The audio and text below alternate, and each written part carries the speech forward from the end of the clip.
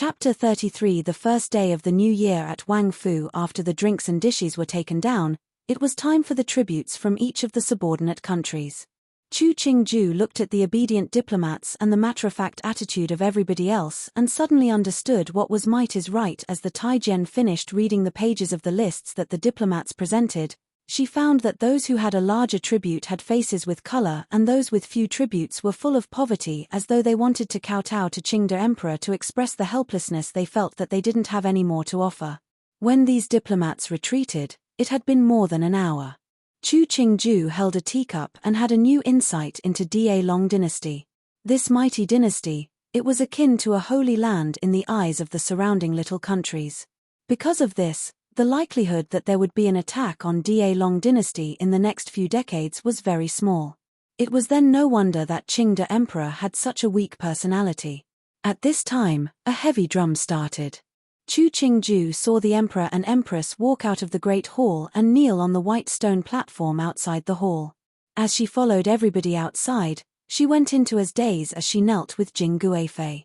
She listened as Qing the Emperor gave his prayers to the heaven. He seemed to be begging for good weather in the coming year and a good fulfilling life for the citizens. When the fireworks exploded above Chu Qingju's head, she finally woke up. Coincidentally, at this time the prayers of the emperor stopped. She supported Jing Guifei to stand and retreat to one side.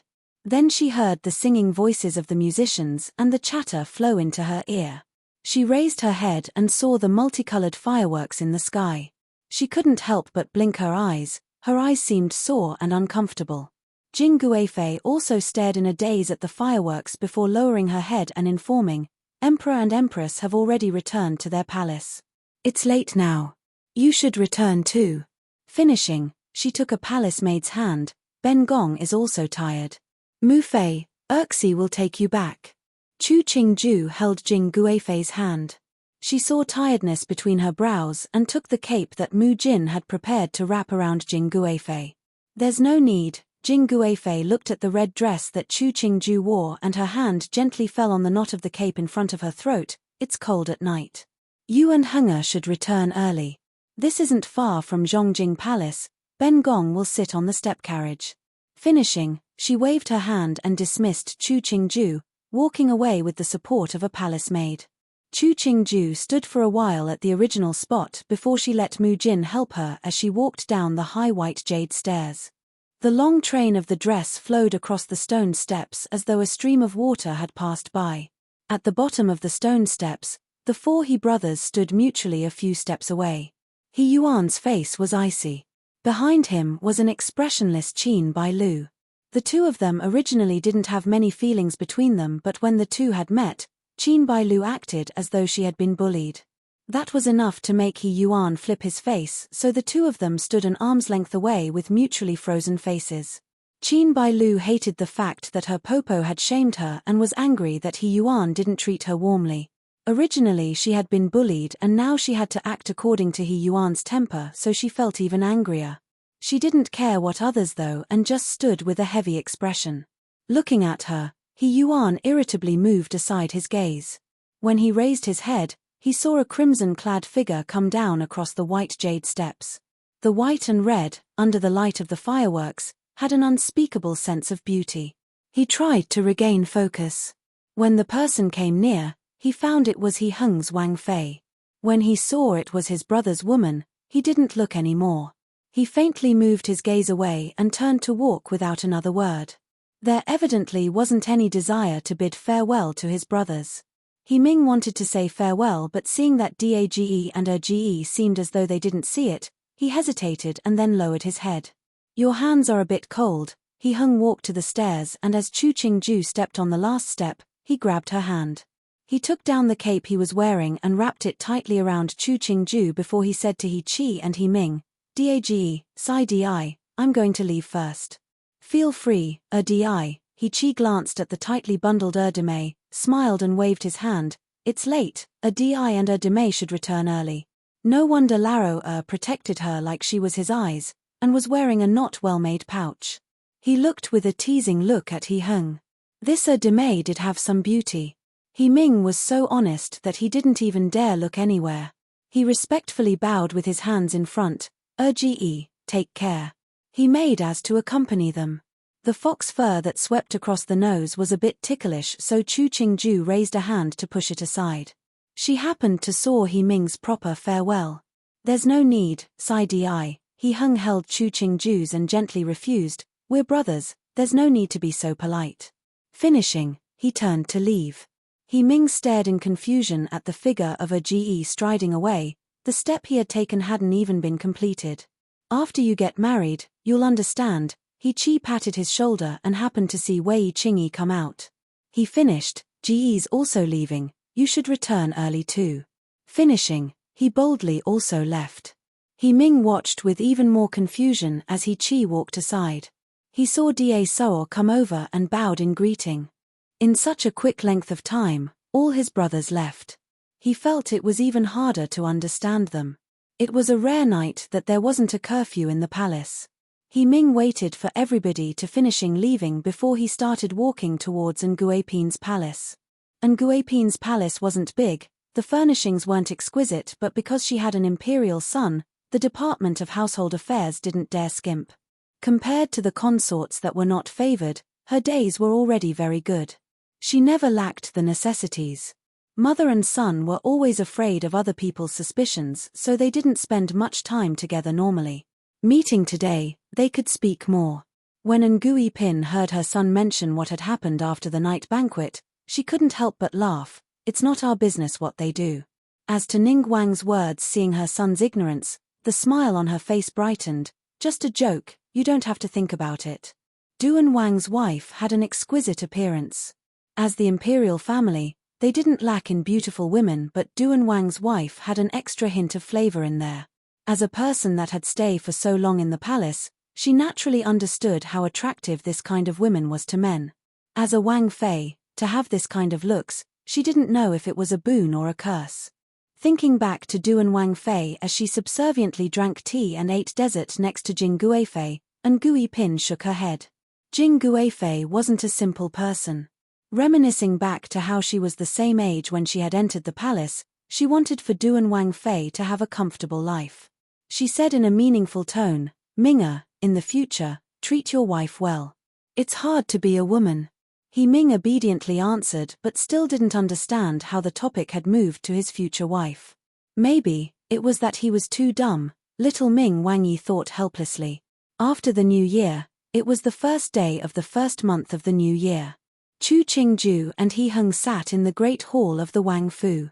The major and minor stewards came up one by one to perform greetings for the new year, and the lower-ranked servants kowtowed outside the hall.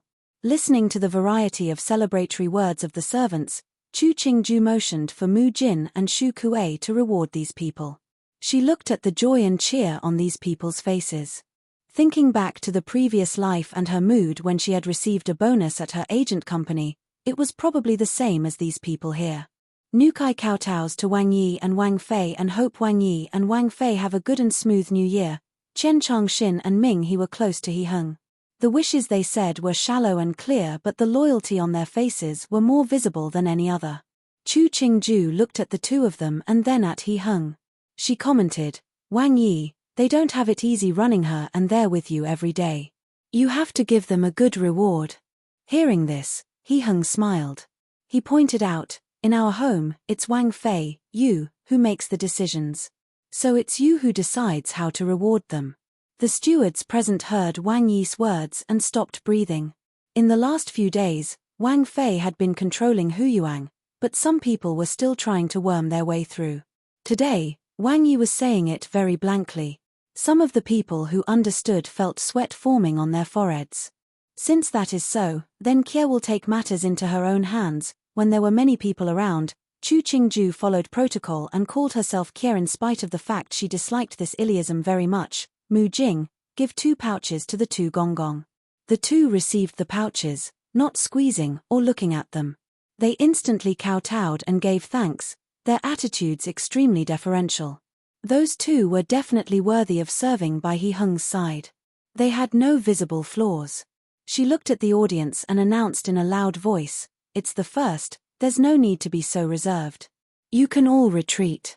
The servants kowtowed again before bowing as they left. Coming out of the great hall, some started admiringly at the two senior gongong for catching the eye for the master and mistress. They carefully flattered them, and some tried to find out what the pouches contained but were brushed off by the two men. After the people in the surroundings left, the two then opened the pouches. It wasn't some rare item in the pouch but a banknote for 50 taels of silver. The two simultaneously gave a sigh of relief. If Wang Fei really did bestow some rare item, then it would be troublesome. The two exchanged a look. Qian Chang Xin sighed, "Our Wang Fei isn't a simple one. Us two have to do our best in the future." For normal people, 50 taels of silver was a large fortune, but to them, it wasn't that hard to get. Wang Fei had given them this number, and it showed that Wang Fei wasn't trying to entice them.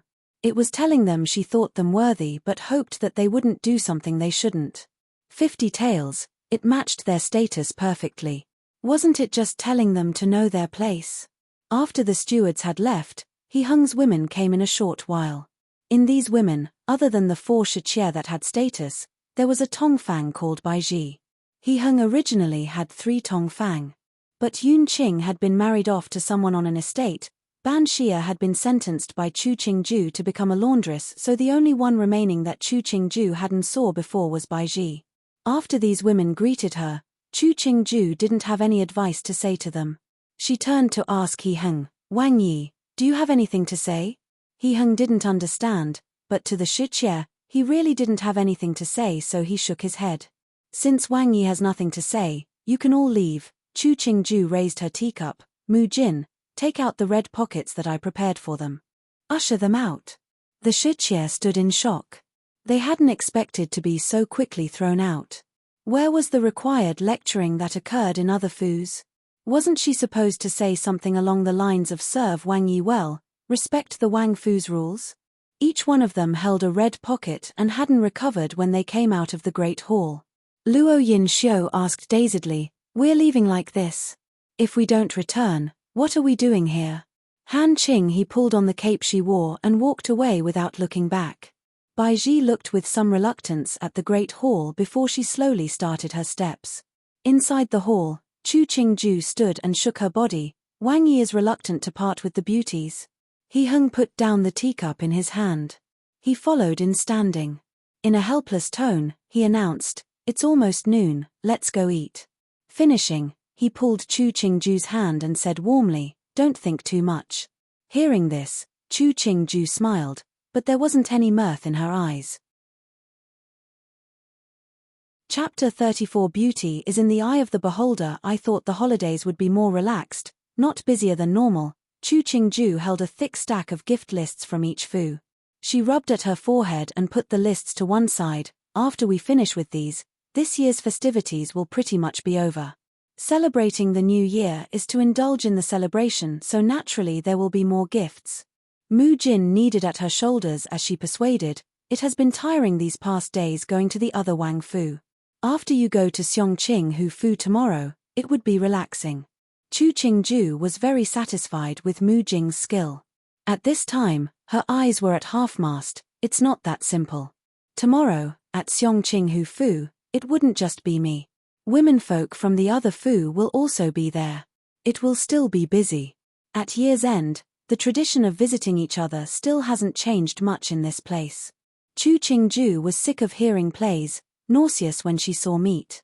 Thankfully, due to her high status, she didn't have to run around. Wang Fei, Yuzon walked in. She saw Chu Qingju's relaxed state and informed, "Wang Fei, Bao Rong Hu Fu sent you an invitation." "Bao Rong Hu Fu?" Chu Qingju remembered that this Marchioness of Bao Rong was at odds with Liang Shi and was one of He Yuan's, so she waved her hands. "Put it down. Send somebody with a reply that I don't have the time." The type of house that was Bao Rong Hu Fu, they were shameless enough to send her an invitation. Did they think that because she didn't like Liang Shi, she would give them the honor? Such a joke. Yuzon put away the invitation. She gossiped. Newbie heard, this year, they had picked many beautiful women to enter the place from all the places. It's unknown if some will enter our Fu. Chu Qingju moved her neck to relieve the soreness there before replying faintly, "It hasn't happened yet. There's no need to worry." But get Huang Yang to look inside the Fu. If somebody starts something, tell me straight away. Yu Zon heard that Wang Fei's tone with calm and assumed that Wang Fei had a plan, so she stopped. She reported, "These last days, there wasn't anything, but a few days ago, Han Shiqie and Feng Shiqie argued for a bit in the garden."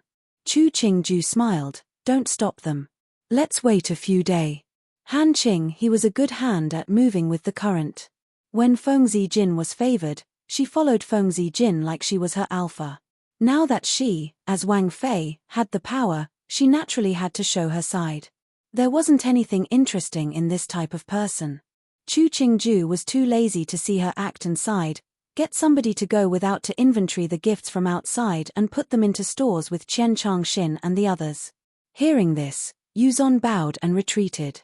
Mu Jin said hesitantly, "Wang Fei, Han Shiqie's personality shifts constantly. Newbie is worried that she will have ideas in the future. It's still nothing no matter how many ideas she has." Chu Qingju laughed lightly. She is the oldest woman at Wang Yi's side. Wang Yi doesn't like her anymore. She naturally has to find somebody to rely on. I don't need to always keep an eye on such a person. Mu Jin understood what Wang Fei had meant. No matter how this flea was strong, it was still a flea. It can't become a tiger. Spending too much focus on a flea that was throwing away a watermelon to get a sesame seed. In the afternoon, He Hung returned from a banquet. After he drank half a cup of tea, he finally controlled his drunkenness. He ordered the servants to prepare a bath, and when he saw a few Yahuan follow in, he waved his hand, "Retreat, Ben Wang doesn't need your service." The people inside the room all retreated. He took off his clothes and relaxed in the bathtub for a while before he started to wash. After he put on his inner robe, he then called for servants. He ordered, "In the future, Ben Wang doesn't need any servants for a bath." Just now at the banquet, he had heard a joke. A certain nobleman had been touching a servant girl during his bath.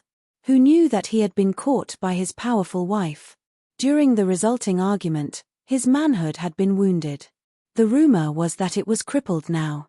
This incident had caused the male guests that heard it to feel their lower half hurt. And He Hung didn't have any more interest in letting servant girls serve him during his bath. At least, he didn't have any interest in the short term. Reminiscing back to the endless pleasure of that Mandarin duck's bath with Chu Qingju, He Hung felt that his throat was itchy. After he was attired, He Hung adjusted the deep blue pouch at his waist, to Wang Fei's place. Ming He, who had been serving at the side, was used to it by now. He took up Wang Yi's cape and followed. He mentioned for the young Taijian at the back to follow as well. Qian Changxin was sorting the gifts for stores right now, so he had to focus for the time being. It wasn't early in the day when He Hung returned. After a bath, it was already time for the evening meal. Chu Qingju saw him come and the two could use the meal together. Even though vegetables occupied the majority of the dishes on the table, the two had a good appetite. After the noon, it was still early. He Hung had an itch for a game of Weiqi, won, and just had to have a match with Chu Qingju. Chu Qingju, who only knew the rules, had to helplessly sacrifice herself. If heaven would give He Hung a chance, he would never let Chu Qingju play Weiqi with him. Looking at the terrible state of the board, and the interested look in Chu Qingju's eyes, he helplessly put down a stone. "Wang Yi, how can you play here?" Chu Qingju saw her stones were blocked and couldn't resist picking up the stone that had been put down before. "Then I won't play here. Change a place, change. For gentlemen, once the stone is down, it cannot be moved. How many times have you changed your stones tonight?" He Hung couldn't help but sigh. This was the worst game he had played his entire life. Even when he had just started learning, it hadn't been as torturous as right now. "I'm a woman, I have the right to regret it. It's you men that are gentlemen, it doesn't count with me." Chu Qingju shoved the white stone into He Hung's hand. She picked up her black stone and put it down somewhere else. "Here." He Hung pretended not to see the gap at that place and randomly put his stone down. Watching as Chu Qingju joyfully ate his stone, he asked, "Didn't you just say that women had great intelligence? What does women's intelligence have to do with me regretting my move?" Chu Qingju raised an eyebrow, a face full of surprise. "Wang Yi, you must have misunderstood." Finishing, she put down another stone. He Hung wanted to say that it was his move, but seeing the other's cheerful state, he couldn't open his mouth. The weiqi skill that he had so much pride in front of his Wang Fei, it was a total loss. When a person just learned something, it was the time that they had the greatest interest. Chu Qingju was at the point where she had the greatest interest. After playing for close to 2 hours, He Hung looked at the disaster of a match and avoided the interested face of Chu Qingju. He stood and walked in front of Chu Qingju, bending at the waist to lift the person. "It's late now, Qingju, you should retire with me." Chu Qingju wrapped an arm around his neck. "Then you have to play with me tomorrow." He Hung felt his throat choke, but the smile on his face was as warm as always. "We'll talk about it tomorrow." Finishing, he carried the person as he walked towards the inner room. Ming He, Mu Jin and the others saw the situation and quickly retreated. But as they left, they both thought, Wang Fei's weiqi skills, it stank terribly. It was a miracle that Wang Yi could tolerate it for this long. Maybe it was that he was too worked up from playing weiqi, but after he finished with Chu Qingju, He Hung felt very relaxed. Under the light of the night luminous pearls, he saw the eyes with which she looked at him. With a look, he couldn't help but reach out with his hand to that soft skin. The feeling under his hand was too comfortable, so comfortable that he didn't dare move his hand away. Ticklish. When He Hung's hand moved to her waist, Chu Qingju couldn't resist lightly kneeing the other. Who knew that she pressed on the wrong spot, and that hand moved from the waist downwards. The mischievous hand caused Chu Qingju to squirm but was suppressed by He Hung. He rubbed against her chest and asked, "Is it ticklish here?" The hand had reached a certain warm place. Chu Qingju felt her body soften. On the bed, He Hung could be considered a very good man. At least, when the other was being satisfied, Chu Qingju was also satisfied. She reached across the other's back, her moist lips brushing past his slightly cold ear. She blew a warm breath, also ticklish. This move lit a great fire. He Hung bit down gently on her collarbone. "I'll help you stop it." It was another physical exercise full of hotness. After both of them were comfortable, Chu Qingju leaned against He Hung and rubbed against the other's body for warmth as she fell asleep. He Hung put his hand at Chu Qingju's waist. Looking at her sleeping visage, he closed his eyes and fell asleep. The second morning, Chu Qingju sat up on the bed and looked at the man wiping his face with a cotton cloth. She said with some surprise, "Wang Yi is coming with me to Hufu?" A husband accompanying the recently married daughter to perform New Year greetings to the elders, isn't it normal? He Hung threw the towel back into the basin and mentioned for the kneeling servant girl holding the basin to leave. He walked in front of Chu Qingju and pinched her face. The smooth feeling he received made his mood even better. "Wake up quickly and eat. Later, you still have to attire yourself." Finishing, he didn't look at Chu Qingju's reaction and walked out the inner room. Chu Qingju stilled and was speechless. A man satisfied in a certain area, he did become much gentler. After the morning meal, when Chu Qingju was dressing, He Hung sat with interest at the side. Seeing the servant girl's present box after box of jewelry, he opened, "Put on that buyao I gave you." Hearing this, the hand Chu Qingju was using to pick a buyao made a turn and held up that Qingluan buyao to Yuzon who was doing her hair. Looking at this peerless buyao inserted in her hair, Chu Qingju's lips curled. "This buyao is so beautiful I don't dare wear it." No matter how beautiful, it needs somebody to wear it. He Hung came behind her, touching the buyao. He took the forehead jewel and personally put it on Chu Qingju. He bent down to look at her image in the mirror. "As long as you like them, these coarse items don't cost anything." Chu Qingju rubbed the forehead jewel. She raised her head to look at He Hung. There was a warm smile on the other's face as though he was an infatuated man looking at his beloved woman. She smiled and turned her head down. She drew with an eyebrow pencil to make her brows even more beautiful. After she finished drawing the flower between her brows, she raised her head again and asked with a bashful smile, "Is this good?"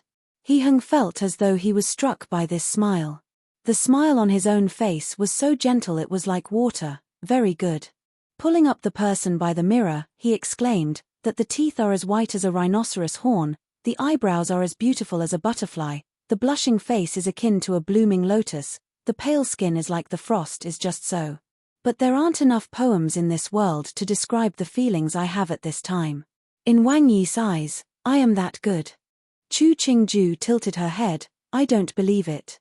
Has Qingju ever heard that beauty is in the eye of the beholder?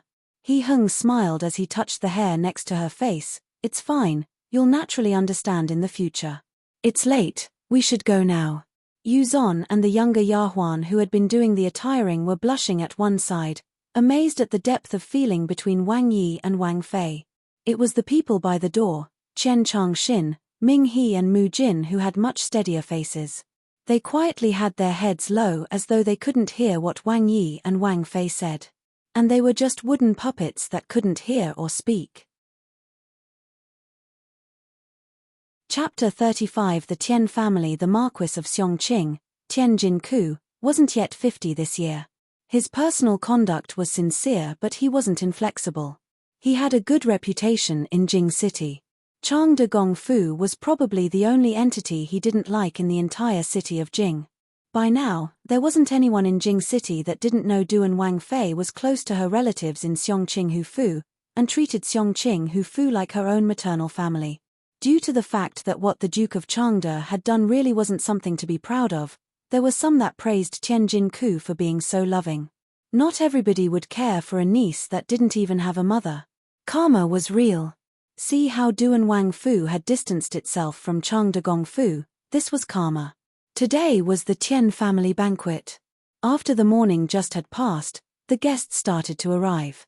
Tian Jin Ku took his two sons, Tian Kuan and Tian Jun, to welcome the male guests.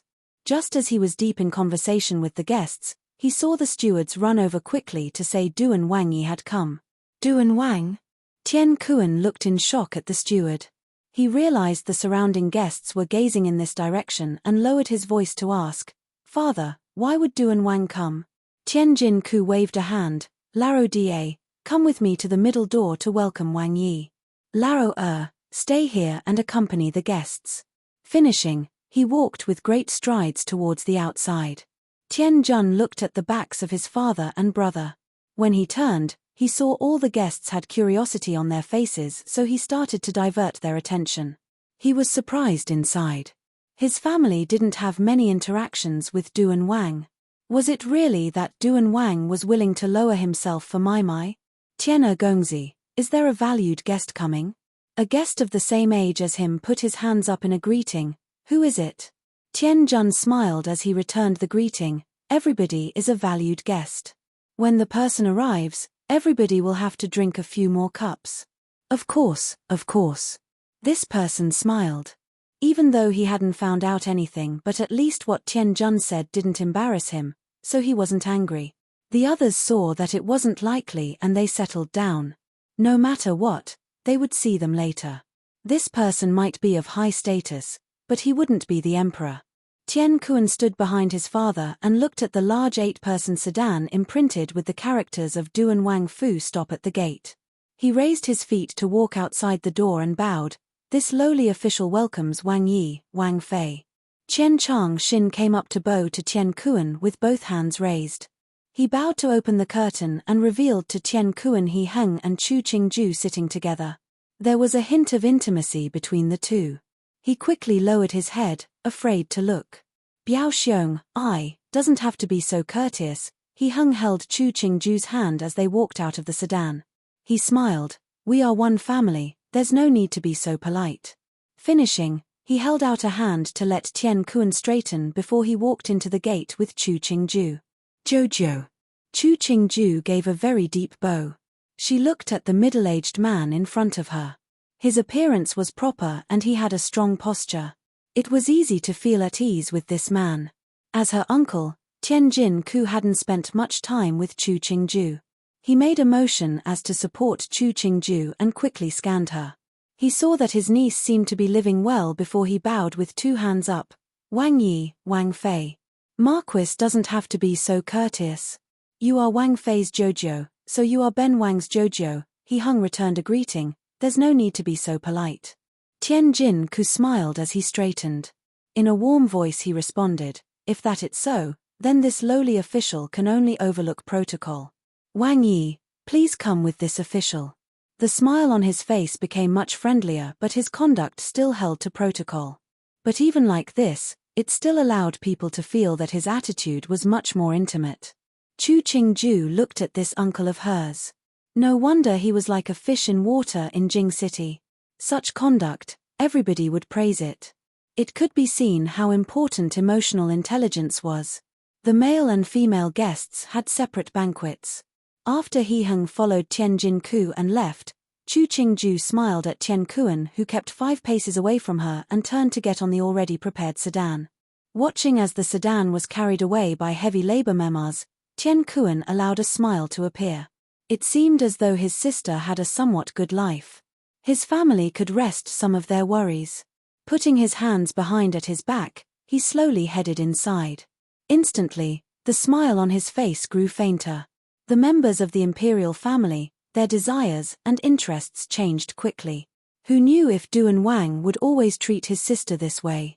He himself was a man and naturally understood those desires of men. What about a man like Duan Wang who was used to seeing beautiful women? When the sedan came into a men, it stopped. Chu Qingju came down the sedan and saw Luo Shi with a young girl standing not far away. She walked a few steps in front of Luo Shi and bowed in greetings. "Good day, Jomu." Luo Shi and the girl behind quickly returned a greeting before she reached out with a hand to meet hers to observe, "You look thinner. Come with me inside now, this cold period in spring is too strong." All the elders of the world were the same. When they saw younger generations after a long time, they always felt that they had become thinner. Chu Qingju intimately held Luo Shi's hand. "I'm not thin, the entire Wang Fu is under my command. The servants don't dare treat me badly." Luo Shi cared for her like she was half a daughter. Seeing that she was willing to be close to her, she naturally felt happy. Luo Shi patted her hand as she said lovingly, "You have to manage such a large Wang Fu, you must be tired, it doesn't matter how good you eat." Finishing, she started to ask whether the servants were easy to manage or if she had troubles with her residence and food. Her actions were very similar to how Jing Guifei questioned He Heng. Chu Qingju answered the questions one by one. She saw the girl behind Luo Shi kept quiet all this time and inquired, "Jomu, such a pretty gunyang, which family? She looks so adorable." Luo Shi stopped walking and looked at the gunyang that Chu Qingju mentioned. The girl's face was already crimson. Luo Shi answered, "She's the same year as you, but a month younger. It's appropriate for you to call her Mai Mai. This is the eldest niece of my maternal family, Wen Yao. In the future, you will spend a lot of time together, so I wanted you two to meet." Wen Yao, Luo Wen Yao? Chu Qingju instantly understood. This was the Di granddaughter of the Luo family that had been decreed to marry He Ming.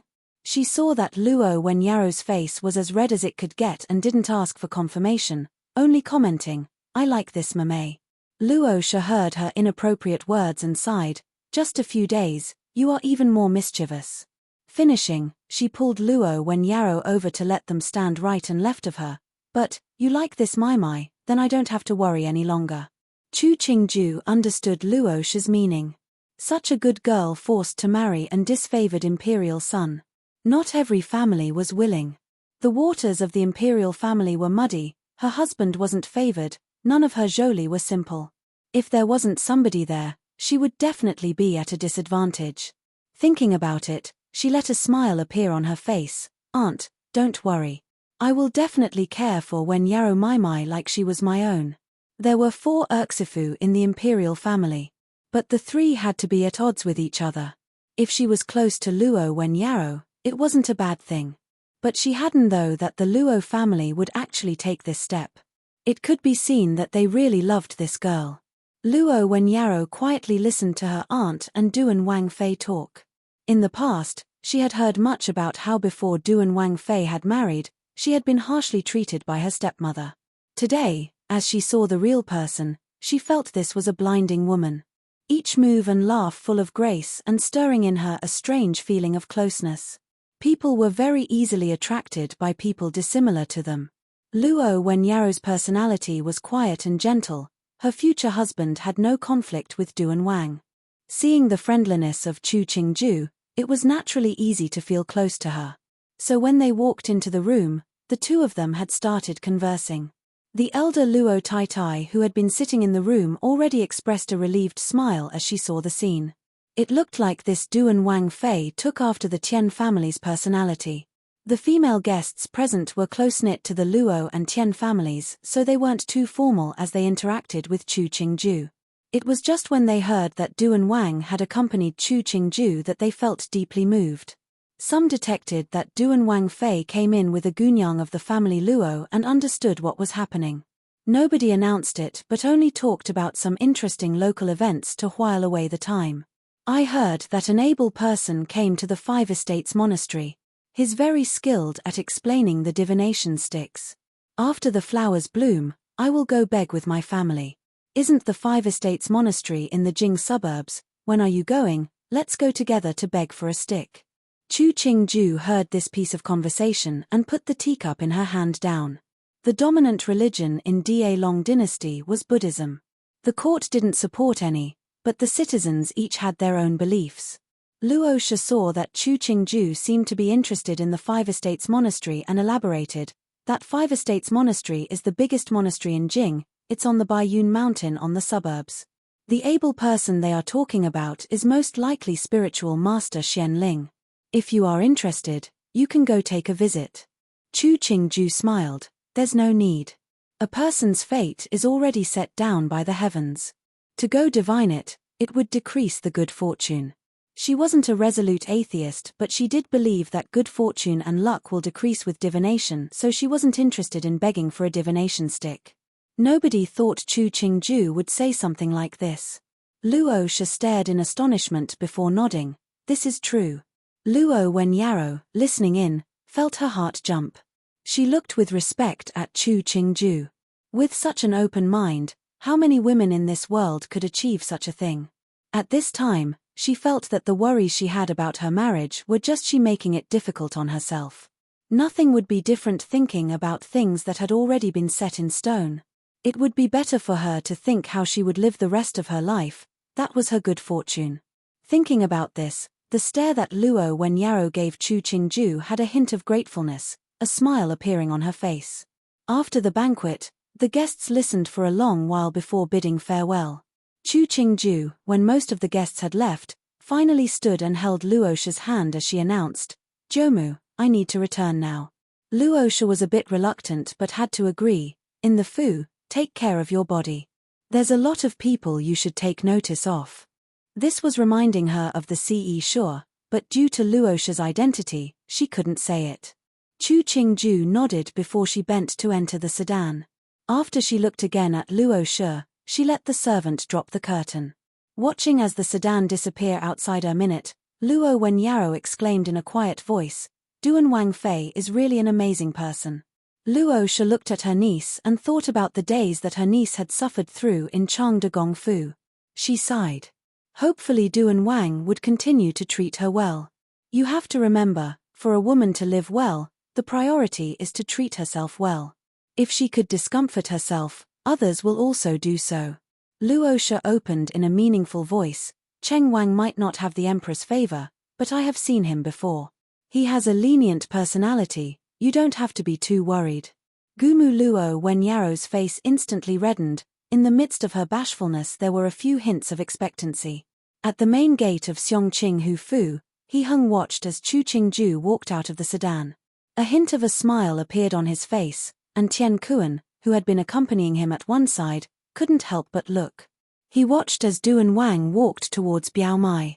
Maybe it was that the two had such outstanding appearances, or maybe their smiles were too intoxicating. This scene was very beautiful, but it was so beautiful it didn't seem real. Tian Kuan blinked his eyes. Maybe he was thinking too much. Male relative from the female line of the same generation, older. Female relative of the same generation from the female line, younger. Chapter 36. Strife. On the 8th day of the first month, the royal court opened once again.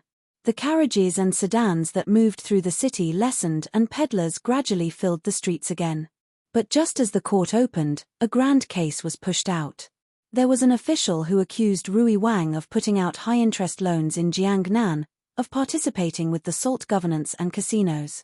Once this came out, It instantly caused huge ripples. On the third day, as this incident grew larger and larger, this official suddenly accused Rui Wang of having a guilty conscience and threatening his family. After he finished, under the gaze of the entire court, he rammed himself into the gold-coiled dragon pillar with his head for an instant death. This was akin to throwing water into boiling oil. The explosion rocked the entire Jing city. The emperor was so angry he fainted in the royal hall. For a time, each person in Jing defended themselves, afraid they would be involved. In Duan Wang Fu, Chu Qingju flipped through the ever-increasing states of calling cards.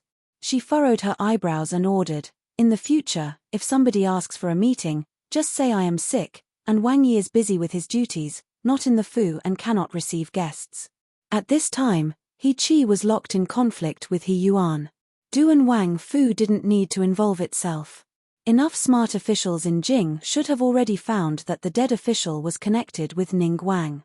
Ning Wang was also fighting with Rui Wang at this time. Everybody was content to look at the spectacle. Why involve themselves? Mu Jin nodded to show she remembered. Seeing Wang Fei's face was dark, she informed, "This morning, people from Changde Gongfu came. They said that Laro Tai Tai missed you." Chu Qingju gave a disdainful smile. She marveled, "When I was at Changde Gongfu, I didn't see that Laro Tai Tai missed me. To think they would think of me now." She just didn't like the conduct of Changde Gongfu. Right now, they don't have anyone at court. They just want to use Laro Tai Tai as an excuse to find information. "Tell the messenger that I received a cold a long time ago. Now when I get cold, I will get sick." Since the reputation of Changde Gongfu was already terrible, she didn't mind adding more negativity. Either way, the news that Liang Shi abused the daughter left behind by the first wife was already out there. This is good, it will stop those shameless people from trying to associate themselves. Yin Liu added some smokeless charcoal to the copper lion basin in the corner. She said with righteous fury, "Newbie is just afraid if you let them a bit, they will try to paste themselves onto in the future." Chu Qingju heard this metaphor and couldn't help but smile. "You're thinking too much. Changde Gongfu might be shameless but they wouldn't dare rush to fawn. With the Duke of Changde's personality, how could he bear to shame Liang Shi?" As to Liang Shi, she didn't want to see her even more. The only person that might sincerely want to have good relations with Duan Wang Fu was Chu Laro Tai Tai. But it was a pity she was old and she was no longer the ruler of Changde Gongfu. Mu Jin looked at Yin Liu, forbidding her from saying what she shouldn't say. Yin Liu was more and more brash recently. Even if Wang Fei was kind, she shouldn't use Wang Fei's favor and forget her own boundaries. Under Mu Jin's stare, Yin Liu knew she broke protocol and quickly shut up, not daring to talk nonsense. Watching the movements between the two, Chu Qingju smiled but didn't speak.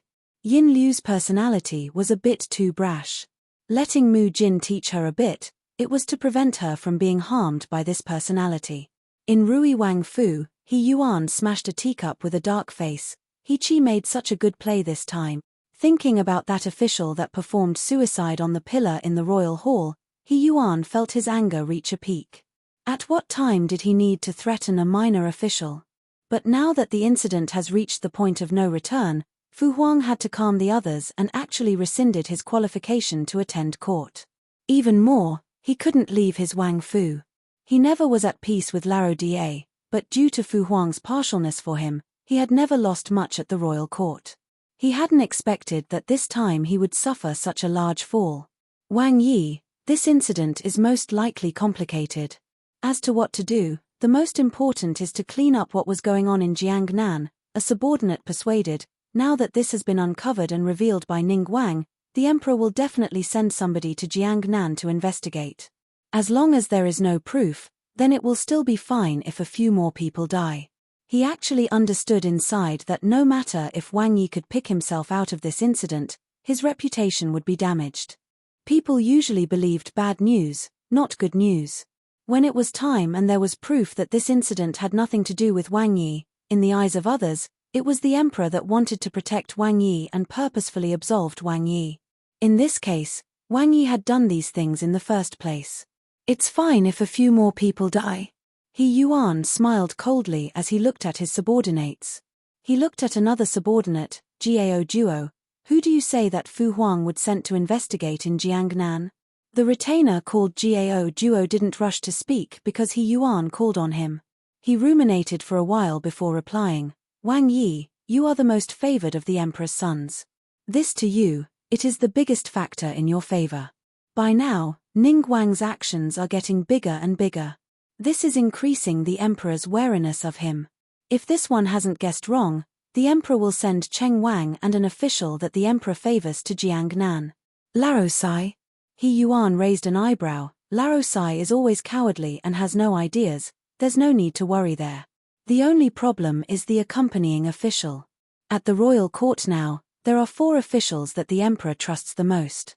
The first is the Marquis of Xiongqing, Tianjin Ku, who is also the junior minister of justice.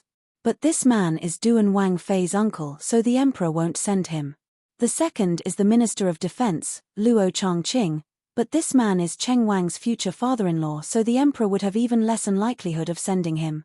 The third is also the person already responsible as chief examiner for this year's examinations, the great scholar Lu Jinghong. Taking away these 3, the only one remaining is the minister of the right Wei Wenguang.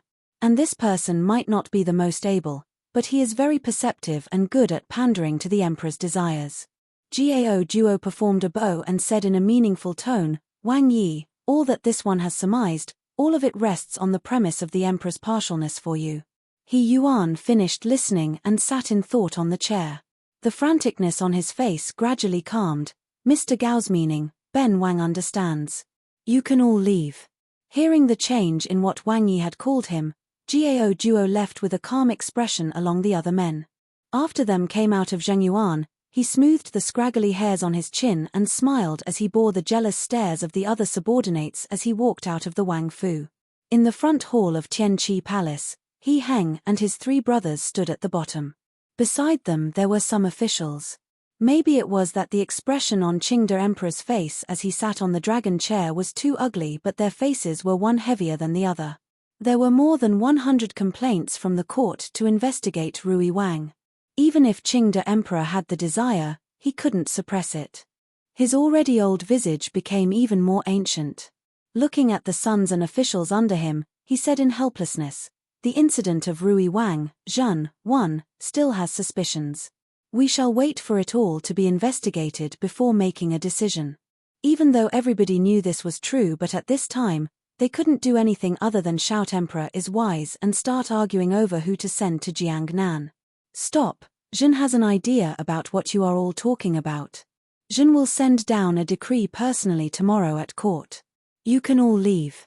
Qingde Emperor may have understood in his heart that these accusations were true, but he couldn't bear to punish his favorite son, so he distraughtly threw everybody out. He Qi's face didn't look well as he walked out of the front hall. He didn't look at He Heng and He Ming before he swept away. It could be seen just how angry he was. He Ming blinked at Dage, who had rushed away, and turned to look at Ge standing by his side as though he was waiting for him.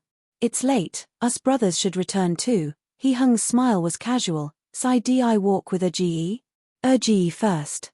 Hearing this, He Ming politely let He Heng to go ahead. Us brothers don't have to follow these rules. He Heng patted his shoulder and walked first. But it was unknown whether on purpose or not, but he almost always was walking abreast with He Ming. When the 2 reached the gate to the palace, they met He Yuan as he came out of a carriage. He Yuan was wearing a jewel blue satin robe. He looked more serious than before, even his face was a few shades whiter. The 3 performed greetings. He Yuan looked at the 2 and asked, Is Ge and Sai Di preparing to leave the palace? He Heng was clear inside that He Yuan, at this moment, should be in his fu and not be appearing at the palace gates, but said with a normal face, Yes, of course. Then Didi will say farewell first. He Yuan revealed a hint of mirth on his face. Ge and Sai Di, take care. Sanji, too. Because He Yuan didn't usually pay him attention and suddenly being mentioned, He Ming's face showed a hint of surprise. He instantly smiled and returned a greeting. Didi won't disturb Sanji anymore. He Yuan nodded and started in the direction of Tianqi Palace with large strides, accompanied by a Taijian. The jewel blue back of the figure seemed a bit fretful. Seeing this scene, when He Heng looked at He Ming, the smile on his face grew fainter. When the two separated to get on their carriages, He Heng patted his shoulder. "Sai Di, take care of yourself." He Ming smiled and bowed with two hands raised in a fist. "Ge, take care." Looking at the horse-drawn carriage that was imprinted with the characters of Du and Wang Fu travel out the palace gates, He Ming entered his own carriage. After the curtain was let down, the smile on his face slowly disappeared. His eyes were filled with helplessness and pain. Once he came out of the carriage, and as He Heng stepped into the gate, he saw a paper yuan flying in the sky as he raised his head. His eyes narrowed and he frowned as he looked at Ming He behind him. "Find out who is doing it. In the future, no one in the Fu is allowed to fly such a thing." In the previous dynasty there had been people who used flying yuan to pass messages to the outside. Right now, it was a tense time in Jing. He didn't want spies in his Du and Wang Fu. "Yes." Ming He beckoned to the Taijian behind him. They quickly retreated and competed to use the quickest speed to find the person flying the kite. In Zhengyuan, Chu Qingju smiled at the flying beautiful yuan. She turned and remarked to Mu Jin, "Look, isn't there people who use such tactics?" Mu Jin smiled warmly. Wang Fei is all-knowing. But who was it that was so stupid that they would do such an idiotic thing at this time? Chapter 37. Suspicious Chu Qingju saw the paper kite disappear after a while and said with some pity, "Oh, the weather hasn't turned warm yet, but some already have the leisure time to fly kites. It must be such a refined person." What refined person? He Heng walked in with large steps and happened to hear this sentence. He promised with a thin smile, "If Qingchu likes it, when the weather turns warm, I'll take you to the estate to play. You can fly whatever you want. It's too tiring to run." Chu Qingju disliked it. "If Wang Yi really cares for me, how about finding a few more chefs for this Fu and let me taste all the foods in the world? That's good too. After a bit, I'll take you to the estate to taste authentic peasant food." He Heng pulled her inside and took down his cape to hand to a Yahuan. "Those foods might not be as refined as in the Fu, but it has a special flavor in itself. The dried meat that the estate sent over a few days ago was good." Chu Qingju poured him a cup of tea. After He Heng received it, she then sat down on the chair next to him. "I'll let them send some more over. Even if the flavor of these smoked foods is good, but it isn't good for the body to consume too much. You still have to abstain." He Heng took a drink of tea. When he heard what Chu Qingju said, he set down the teacup. "Don't act according to your likes only." Hearing this, Chu Qingju smiled and turned to trim a short pine tree. "Don't worry Wang Yi, I won't do stupid things." On the matter of food, the ancients had been experts a long time ago. But He Heng's words, did it have a double meaning? "All right, I know you like good food and will control yourself." He Heng felt that Chu Qingju was still smiling, but the mirth had lessened. He could only helplessly change the topic. "The person who was flying the paper yuan in the Fu, no matter who, you have to lock them up." Chu Qingju saw his face was slightly stern and slowly nodded. "Wang Yi's meaning is let's investigate before anything else first." He Heng raised his cup again but didn't drink. He looked seriously at Chu Qingju. "There is always some people that don't belong to you or me in this Wang Fu." She hadn't thought that He Heng would tell such things to her. Chu Qingju looked at this man in a new light. This person definitely was decisive and ruthless, but he was gentle and elegant normally and lowered people's defenses. Wang Yi is suspicious that this person has other loyalties. "There's many ways to attract my attention. This way isn't very skilled." He Heng smiled thinly. "I saw that paper yuan hadn't flown very high before the string broke and it fell outside the Fu. This isn't something done to attract my attention." Chu Qingju slightly raised an eyebrow. She had assumed that someone was using this way to attract He Heng's attentions. She hadn't thought that someone would actually use this tactic to pass on a message at this special time. Thinking to there, she gave a shallow smile and pointed out, "Maybe it's a coincidence." "Coincidence, on purpose, it doesn't matter." He Heng calmly spoke, "We can't keep this person." The hand Chu Qingju used to trip the bonsai turned askew and cut down an additional branch. She picked up the pine branch with some pity. This pot was another one she had cut into a failure. In her last life, she had studied dancing and later became an agent in the dance circles. At the very least, she would be considered to be nimble in hand and feet, but how did she become a murderer of bonsai? Putting down the scissors in her hand, She turned to wash her hands in the copper basin a Yahuan was holding. As she wiped her hands, she said, "These things, Wang Yi can make the decisions. The only thing I can help you do is manage this Huyuan." He Heng looked at her pale and thick fingers rubbing in the soft cotton and felt that this pair of hands was incomparably tempting. He stared in a daze before waking and praising, "You've done very well. After you came, this Huyang has become much more quiet."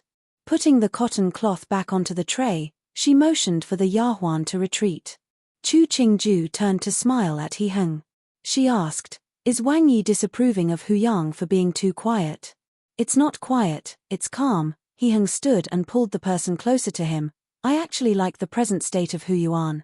Flinging a flirtatious look at the other, Chu Qingju turned and sat down on a chair by the side. "It's good as long as Wang Yi likes it. I'm just afraid that Wang Yi thinks there aren't enough beautiful women and is angry at me for not being generous and virtuous enough." He Heng walked to her side and smooched a kiss on her cheek before replying, "Ben Wang's Qingju is the most virtuous, able, deferent and intelligent." Reaching out with 2 fingers to push the other's face aside a bit, Chu Qingju raised her chin and chuckled, "Wang Yi has to remember these words." Finishing, she saw the other's face full of smile and, as though it was a great favor, she gave a kiss to his chin. He Heng was so tempted by this move that his heart was trembling. There had been women that kissed him of their own initiative before, but he just felt that only this woman's actions were the most tempting. He wasn't to resist and bent to pull the other into his embrace. "Wang Yi, we have captured the person flying the papal one. Wang Yi, what should be done?" He Heng had never before felt that Qian Changxin was this unperceptive. He took a deep breath before standing and sitting down at the front. "Come in." Chu Qingju raised a white and blue-flowered teacup to hide half her face before she turned to smile cheerfully at He Heng. He Heng coincidentally saw the look and his heart was tickled again. He gave a deep look at her, sighed in frustration and helplessness before reluctantly moved his eyes away. Chu Qingju was very satisfied with He Heng's response. She adjusted into a more dignified posture and turned her head to watch as Qian Changxin come in with a few others. At the very end was 2 strong mamas pinning a young woman wearing a pink dress. She looked somewhat familiar. When everybody had knelt down, Chu Qingju finally recognized this person. It was Baiji, one of He Heng's Tongfang. She wasn't very clear why Baiji had stayed so long by He Heng's side. This person had never competed for attention and had been compliant for such a long time. Was it all an act? She had assumed that people would use she tactics to get favor. It seemed that she was wrong. It seemed, in this fight for the throne, it obviously couldn't be without the role of spies. Her eyesight wasn't far enough. This incident, to her, it was a very good lesson. If she was passing on news to the outside, what was she passing on? She was a minor Tongfang. What could she have found? He Heng scraped the rim of the cup with the lid, making a slightly ear-piercing sound. But just this movement, it was enough to send Baiji into shivers of fright. "Ben Wang remembers that you became a Tongfang 2 years ago." He Heng blew on the surface of the tea, and said in a calm and emotionless tone, "The paper one you dropped outside, Ben Wang ordered them to pick it back. Why don't Ben Wang have a good look at that paper one?" Banji's face slightly changed but she kowtowed as she pled, "Wang Yi, forgive me. Newbie didn't know it wasn't allowed to fly a kite in the Wang Fu. Wang Yi, please forgive me." Disregarding her appeals, He Heng saw Ming He come in with the paper one.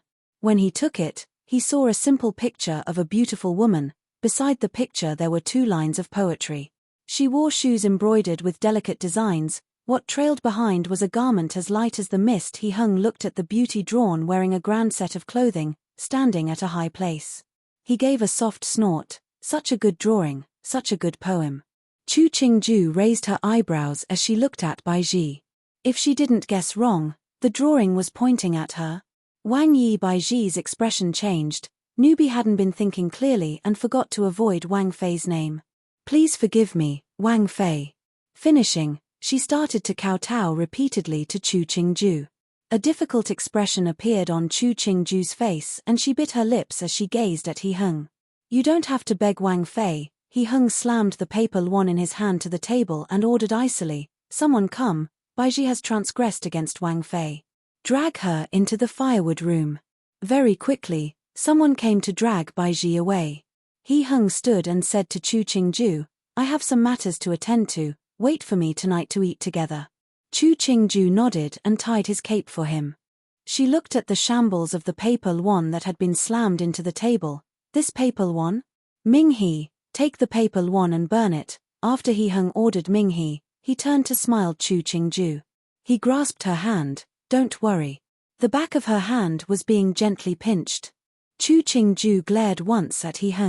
Seeing him turn to walk away, she finally opened. "The weather is changing fast these days. If Wang Yi is going out, you have to pay attention to your body." He smiled again at her before leaving Zhengyuan with his procession. Once he was outside, his face was dark as he commanded Qian Changxin, "Pay attention to see who will try to get near to the firewood room in the next few days. We would leave any of them around in the future." Qian Changxin nodded before informing quietly, "Wang Yi, Wang Changming has come." To the study, Heng's face was still heavy. Thinking about the bothersome women in the Huyuan, a disdainful smile appeared on his lips. When he met Wang Changming, Heng's face had recovered. "Is there any news from that side?" "Wang Yi, Rui Wang has already entered the palace to meet the emperor. He wants Cheng Wang to go to Jiangnan." Wang Changming's face held joy. "It looks like our plan succeeded. Lao Sun always felt that he was above us other three brothers. He looks down the most at Lao Sai. Naturally he would want to pick a soft target." He smiled coldly. "Find a way to spread the news to Ning Wang. With Ning Wang's personality, if he doesn't make a ruckus, Lao San's efforts would be such a waste." Pretending not to hear the secrets between the imperial sons, Wang Changminute switched to say, "This subordinate understands. What should be done at Rui Wang's side? Nobody has to do anything. With his personality, he'll do something himself." He responded faintly, "We just have to watch." Wang Changming instantly understood and bowed. Wang Yi is perceptive. On the second day at court, the emperor sent down the decree as expected. He ordered Cheng Wang and the Minister of the Right, Wei Wenguang, to investigate the incident in Jiangnan and bestowed a gold medal for as if it was Zhenhe. He asked for the two to investigate finally, to prevent those people to mistakenly accuse Rui Wang. These words boldly broadcasted the emperor's attitudes. Many were clear. Even though Rui Wang still couldn't attend court, he was still the emperor's most favored and trusted imperial son. No wonder that person was fearless. A day later, He Ming and Wei Wenguang left with men and horses under the title of imperial envoy. Everyone in Jing sympathized this unfavored Cheng Wang. Everyone knew that the emperor just wanted to go through the motions. But if he did protect Rui Wang, this was going to put onto his reputation a stain of protecting villains that would be shown to the entire populace. It could be seen just how unequal the emperor favored his sons.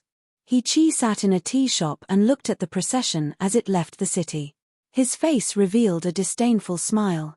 After the procession had disappeared, he put down his teacup and said to the tea scholar that was pouring tea next to him, "On the road, find a chance to attack, try to not harm Cheng Wang." /N Chapter 38. The woman in the rumors. In the deep of the night where no one was there, a dark shadow flashed at the corner of the firewood room. Before this person could near the room itself, suddenly several lamps lit up in the surroundings. He looked in surprise and found many people surrounding him. Qian Ye here has waited so many days. Finally caught this rat. Qian Changxin held a lamp as he came out of the corner. He looked disdainfully at this servant in the guise of a manservant and raised his hand. "Bind him up, don't disturb anyone else." The servants rushed in. Before the person could speak, he was gagged, bound, and dragged away. "Stupid trash." Finishing, he spat on the ground. He kicked the door to the firewood room with one foot and looked down at Baiji, who was tied and gagged in the corner. He gave a joyless smile and said, "Baiji Gunnering, your accomplice has already been captured. Why don't we have a chat and you tell me who let you into the Fu?" Baiji squirmed against the rope on her body, but the ropes were too tight and she could not escape. She glared hatefully at Qian Changxin. "Free her mouth." Qian Changxin took a whip from a person behind him. He slowly whipped it on his palm, his face still carrying a harmonious smile. "Baiji Gunyang, have you thought what you are going to say?"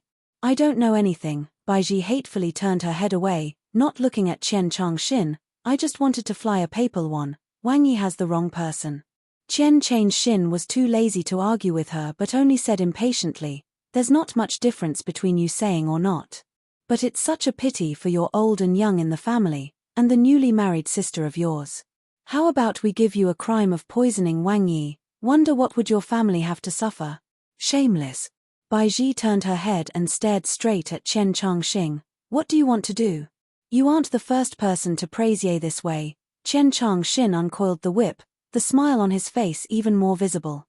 Suddenly the whip dealt a blow on Baiji's body. Usually the people who praise Ye like this, by now their teeth won't even be on their body. The pain caused her body to shrink. Baiji stated with a white face, Newbie is innocent. Since you are willing to give up on your family to protect your master, then Ye won't care about your family either. Qian Changxin proclaimed cheerfully, tomorrow, I'll let your family go first. Hopefully when you go down to see them, you can still face them. Tears were streaming down Baiji's face. She covered her wound and chalked out, it's His Highness Ning Wang that wanted Newbie to pay attention to the movement of the Fu. Except Newbie's status was too low and couldn't pass out any news. A few days earlier, His Highness Ning Wang wanted Newbie to investigate how Wang Yi treated Wang Fei in the Fu. Newbie assumed this wasn't such an important matter and so dared to pass on the news. She wasn't afraid of death but was afraid of it involving her family. That's nonsense. His Highness Ning Wang is a straightforward and honest person. You can't slander him. Qian Changxin disagreed. Such vile slander. Wang Yi won't believe you. It's true. A while ago, Newbie's Didi entered Ning Wang Fu for a job. Newbie had no other way and did wrong things. Gong Gong, please investigate carefully. Newbie really didn't pass on any information. Baiji cried as she knelt in front of Qian Changxin. Fine, I don't want to listen to your nonsense. Qian Changxin retreated 2 steps, not allowing Baiji to hug his leg. He said in a cold voice, Baiji died due to an illness recently. Send somebody to give her family 30 taels of silver. Finishing, he motioned for the person to pour the poisonous wine into Baiji. Thank you Wang Yi, thank you Gong Gong. Baiji trembled as she held a hand and poured down the wine. No matter what, at least Wang Yi let her family go. Qian Changxin came out of the firewood room and threw the whip to one side. He took a handkerchief that a lower-ranked Taijian handed over to wipe his hand, bury the person carefully. At least she served Wang Yi before. People, they can't try to find death themselves. Those that betray their masters, they don't have good endings. Finishing, he left without a second glance. Tongfang Baiji's death didn't arouse much interest in the Fu. Everybody knew, Baiji died suddenly. Curiosity wasn't allowed in the case of a sudden death. When Chu Qingju heard the news, she was trimming a newly delivered bonsai. She finished listening to Huang Yang before she put down her scissors to order, since the person is gone, don't mention the past anymore. Get someone to send something to her family, it is Wang Yi's grace. Since He Heng said Baiji died of illness, then she had to give the appropriate response. Even Yin Liu, who was quick of the mouth, didn't say anything at the time. After Huang Yang left, she spoke with some fear, she's just gone. As a servant, you can't have multiple masters. Mu Jin sorted away the scissors that Chu Qingju placed on the table to prevent Chu Qingju from accidentally harming her hand. This way, it was very generous of Wang Yi. This type of thing, it wasn't just a life, it was possible to influence an entire family. Yin Liu didn't argue with the words. To her, all she had to do every day was serve Wang Fei well. She didn't have to think about anything else. She didn't want to think that much either. Chu Qingju propped her chin up with one hand and looked outside in boredom. In these days without a computer or phone, it was boring. She gave a yawn and drawled lazily, Mu Jin, find a storybook for me. Mu Jin retreated, but after a while, she didn't receive her novel, but Chu Qingju received a flower and gold-printed invitation. The Jin and Princess Royal? Chu Qingju looked at the invitation in her hand. At the banquet, there had been a few princesses and Junju, daughters in the imperial family, most likely daughters of Wangs. One rank lower than princess. But this Jin and princess, she had never met before. If her memory wasn't wrong, Jin and princess was the eldest daughter of Qing Di Emperor. Her birth mother had died, but she was adopted under the Empress. The Emperor had also decreed her the title of the Princess Royal, too. She had significant status within the womenfolk, but since she married down to the Count of Beilu, she moved to live in Jingju and rarely returned to Jing. The rumor was that the Count of Beilu and Jin and Princess Royal were deeply in love and had one son and daughter. She was the object of admiration from many of the women at court and was the epitome of husband of wife in many people's eyes. But why was she returning to Jin now, at a time that wasn't a festival, and to hold a picture-admiring banquet? She looked at the beautiful flowery Xiaokai script, 3, on the invitation. The invitation that was sent to the Wang Fu would have been personally written by Jin and Princess Royal. To see a person through their writing. This Jin and Princess Royal was a very talented woman. Personally writing a reply, Chu Qingju waited for the ink to dry before folding the paper. She passed it to Jin Zhon, who had been grinding the ink. Get someone to send it to the Princess Royal's Fu. At night, He Hung came to the Zhengyuan. When the two finished eating the evening meal, Chu Qingju brought up the matter. He Hung wasn't very close to his jejie, but he did hear some rumors floating in Jing. 2 days earlier, the Princess Royal came back to Jing. You might have never met her before, but since the invitation has been sent, you can go. Chu Qingju gave him a cup of digestive tea. I already sent a reply. It's just that the picture-admiring banquet is 3 days later. The day after that would be the Lantern Festival. I was just surprised at the date that the Princess Royal had set down. When He Hung took the teacup, he took advantage and rubbed her hand. She glared at him half-heartedly. Has the Count of Beilu returned as well? He Hung shook his head. Haven't heard it. I've just heard that the Princess Royal came with her 2 children. Chu Qingju felt that there definitely had been something that happened. The Princess Royal returning before the Lantern Festival, with her children but not her Fuma.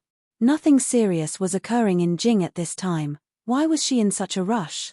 Was it that this Count of Beilu had done something and let down the Princess Royal? Because in this world, the people that were held as examples of matrimony usually would screw up. This was most likely the more loving, the faster you die. If the truth was like this, then it was very interesting that the Princess Royal was returning to the palace right now. Don't think too much. He Hung set down the teacup and reached with a hand to scrape Chu Qingju's nose. The Princess Royal is the most noble princess among my sisters. No one dare offend her. Chu Qingju instantly understood the meaning in these words.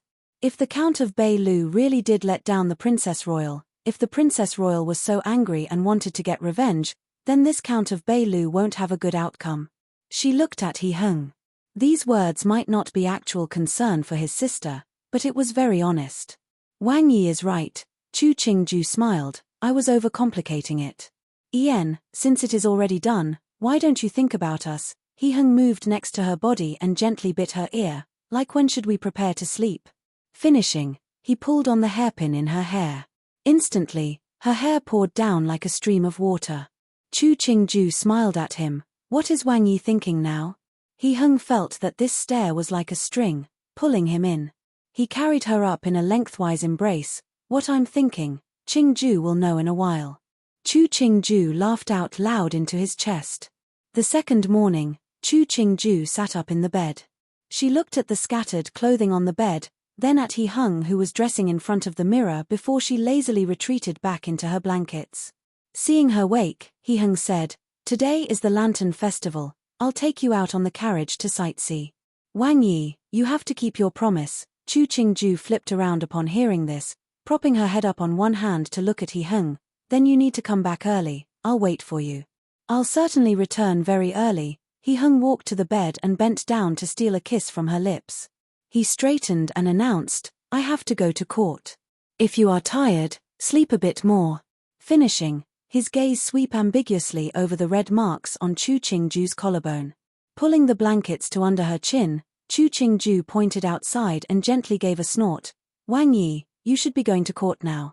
Kier is still tired, and won't see you off. Finishing, she flipped around and left her back to He Hung. He Hung shook his head as he smiled, and his mood was light as he went out the door. Chu Qingju slept for almost another 2 hours before lazily getting out of bed. She looked calmly on as the Yahuan cleaned up the clothing under the bed. She sat at the mirror and drew her brows when she said, "Jin Zhon, get someone to ask around what's going on with the Princess Royal." Jin Zhon bowed and left without a sound. Silently looking at the woman in the mirror, Chu Qingju raised the corners of her lips. Chapter 39. The reason that the Princess Royal had suddenly returned to Jing was as Chu Qingju had expected. Something had happened. It really wasn't some unexpected incident. It was just an usually good man like the Count of Beilu had suddenly taken a fancy for a daughter of a little official and had wanted to take the person into the fu. Such a person like the Princess Royal didn't even argue with him and crisply sent somebody with the girl to return home. Who knew that the Count of Beilu was so angry he installed this person a mistress, one, outside. When the Princess Royal found out, she gathered her servants and tore down the residence that the Count of Beilu had outside. Then she took her children with her back to Jing. As to how the Count of Beilu was, the Princess Royal didn't care at all. Chu Qingju finished listening to the entire story and sighed, the love between husband and wife, it's just this. The daring that the Princess Royal had, a lot of it was based in the fact that she was the Emperor's daughter, that she was the Princess Royal of noble birth. If it was another woman who met such a thing, even if she left, who would help get justice for her? After Jin Zhon recited the story from beginning to end, she whispered, "Newbie has also heard that the Emperor and Empress already know of the incident. The Emperor is very angry and has summoned for the Count of Beilu to come into Jing. A man like the Count of Bei, he hadn't really been in love. He was only wary of the status of the Princess Royal and hadn't met the woman that made his heart move. Now that he met a young and innocent girl, he forgot his wife, forgot his children and forgot his own identity. This kind of man, compared to those womanizers, was there a difference? When He Hung came back from court, his expression wasn't well. It looked like he also knew what had happened with the Princess Royal.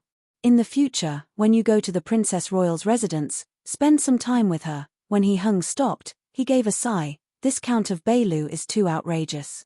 Chu Qingju pretended to not have known already. "What is it?"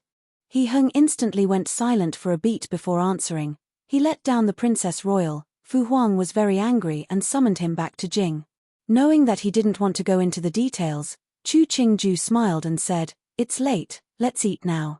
He Hung glanced outside before nodding. He affirmed, "It's really not early anymore. After we eat, I'll take you out to see the lanterns." He was still thinking about this event and didn't want other people's happenings to affect the mood between the two of them. He then continued, "There's going to be many people tonight. I've gotten someone to prepare a veil for you. It will be good to go for a walk." Chu Qingju revealed a smile, "Then let us eat quickly. I still have to change." The clothing she was wearing was beautiful, but it reached the floor and wasn't appropriate to go outside. Knowing that she wanted to go outside, He Hung smiled and agreed, "Yes." He turned and washed his hands, preparing to eat. The meal started with a small bowl of yuan xiao, too. Chu Qingju used half a bowl before randomly eating a few other dishes before she started to wash her hands and rinsing her mouth. When He Hung put down his chopsticks, she stood to go to the inner room to change.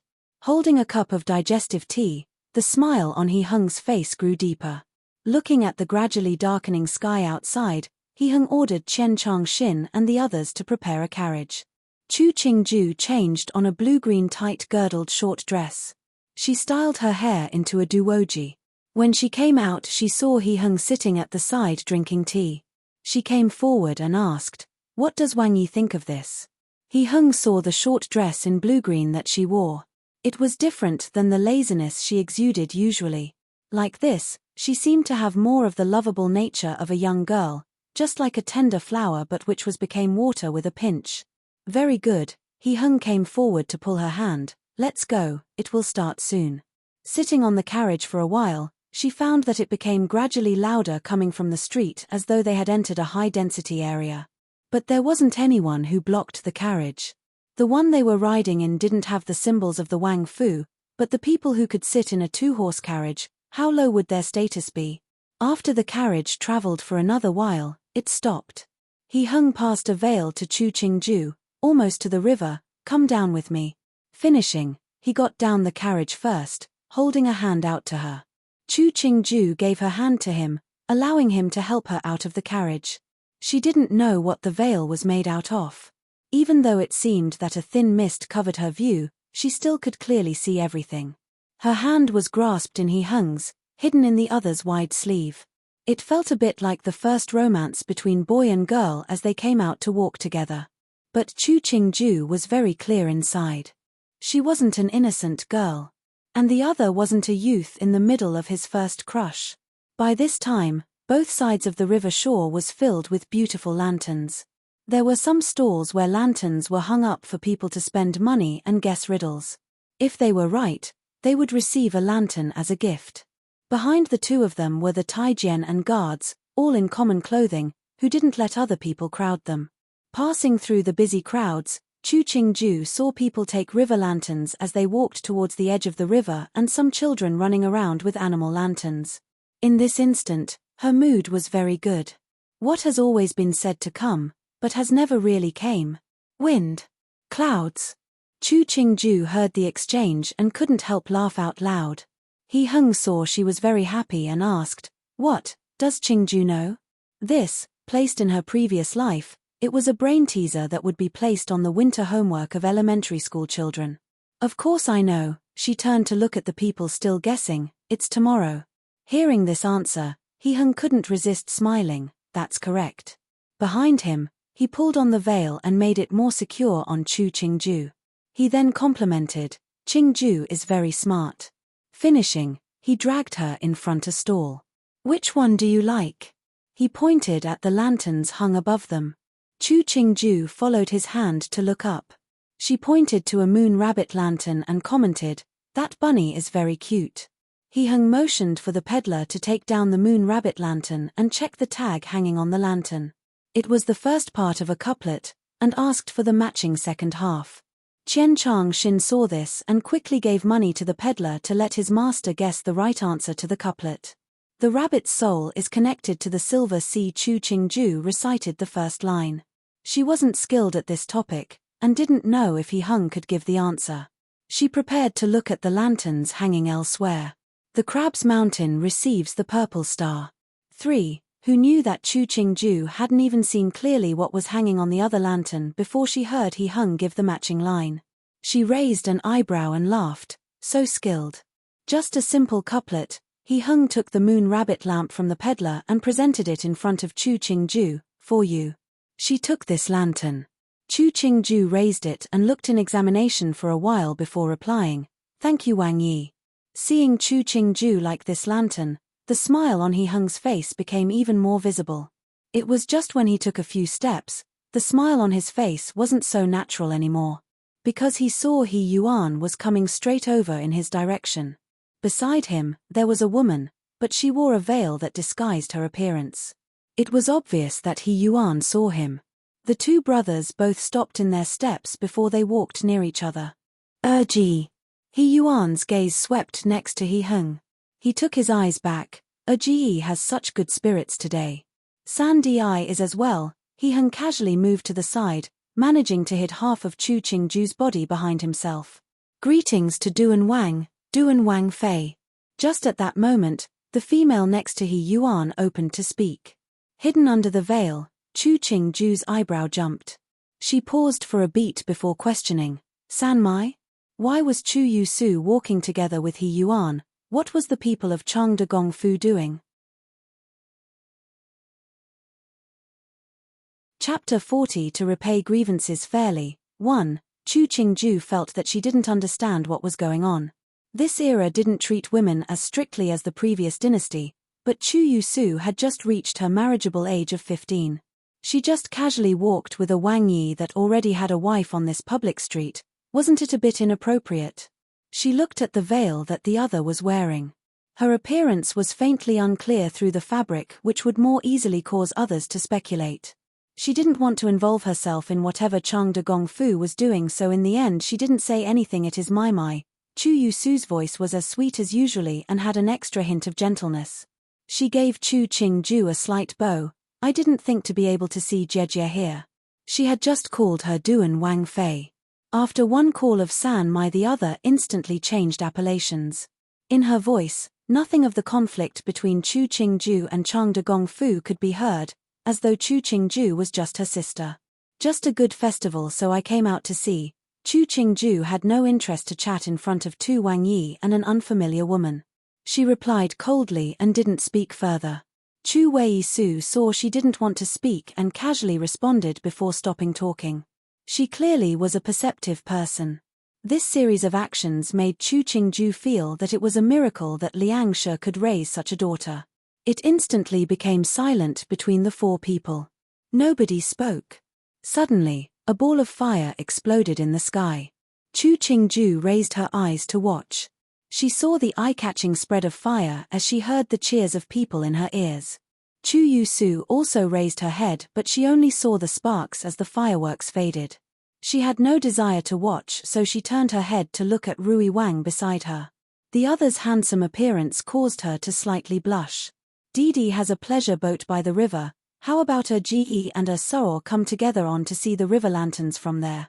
He Yuan said calmly, it's rumored that the fireworks would be going on for 2 hours tonight. It wouldn't be as noisy on the boat. Ge, you can't disdain the boat for being too crude. Finishing, his face revealed a smile that held a hint of pride. Hearing the other mention the pleasure boat, He Heng knew this boat. It had been commissioned from the Ministry of Works specifically by Fu Huang for Laro-san. He had never been on it, but he had heard people mention it. This boat had exquisite carvings all over. Since the other had the desire to boast, he couldn't reject. That's great. Ge hadn't had the chance to see Didi's boat.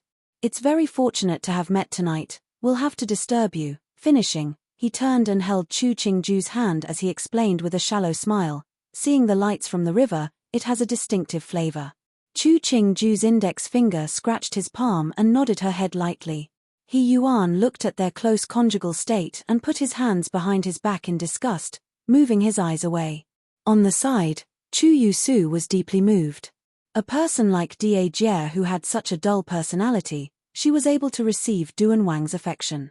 Even her personality was more outgoing than in the past. It could be seen just how great the influence Duan Wang had on her. A sense of admiration rose in her heart. A bit sour and a touch bitter, Chang de Gongfu's days were one worse than the past one.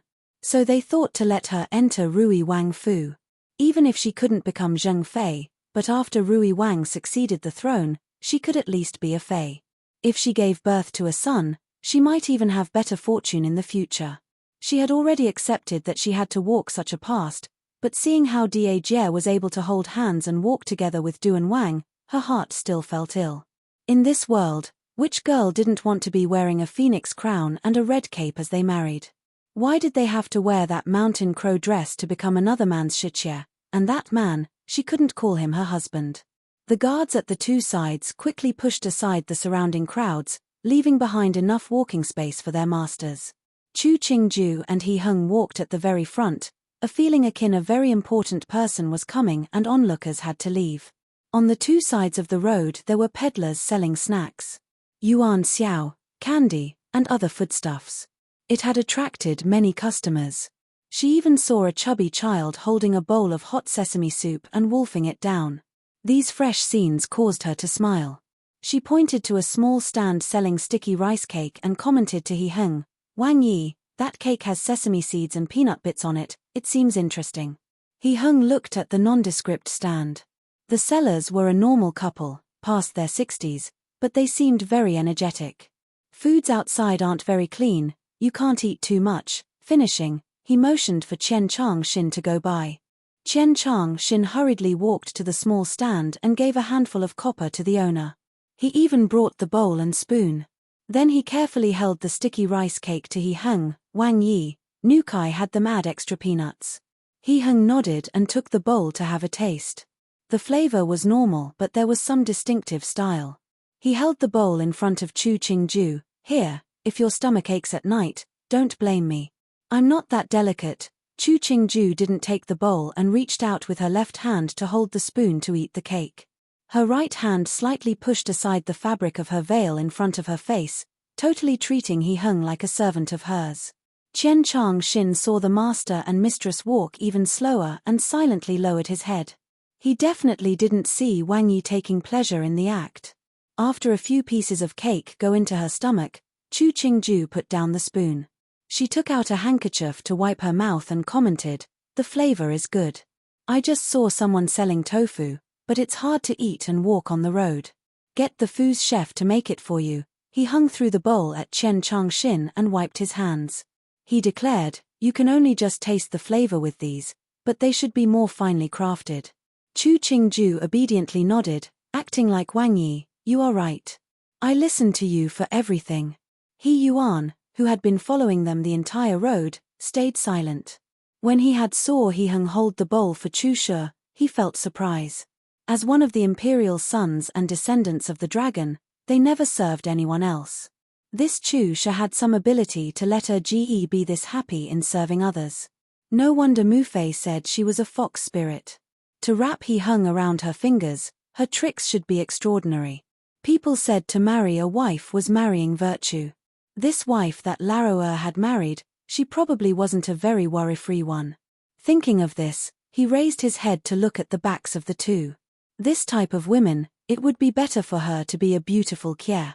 They hadn't walked for 15 minutes when they reached the pleasure boat.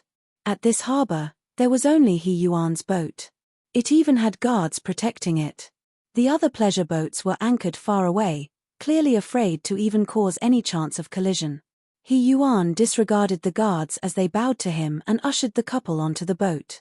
As he led them inside, he informed, "This boat has 2 levels, we'll go to the top."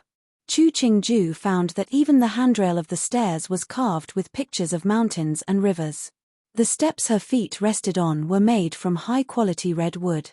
Each step was as steady as she was walking on solid ground. He Hung walked at the front, carefully pulling Chu Qingju's hand as they went up. Only when they reached the top did he let go. The windows of the boat were open. Next to the window was a set of table and chairs. He Yuan ushered the two to sit, he himself sitting down by one side before he said to the still-standing Chu Yusu, "Chu San Xiao Jie, please sit." He knew the idea that Chang Dagong Fu had. He didn't have any interest in this third daughter, but if he took Duan Wang Fei's Mai as Kye, what would Laroer's face look like? His good Ge was in love with Wang Fei, so he thought he wouldn't be angry at her. Chu Qingju sat beside the window, looking at the surface of the river as it turned red due to the lanterns on both shores. She used a hand to prop her chin as she admired the scenery. Occasionally, there were lotus lanterns that floated by, the candle in the middle fluttering, creating another kind of beauty in the night. In the cold night, a guest has come with such urgency that tea has to substitute for wine. The water started boiling in the bamboo pot, the fire crimson red and hot.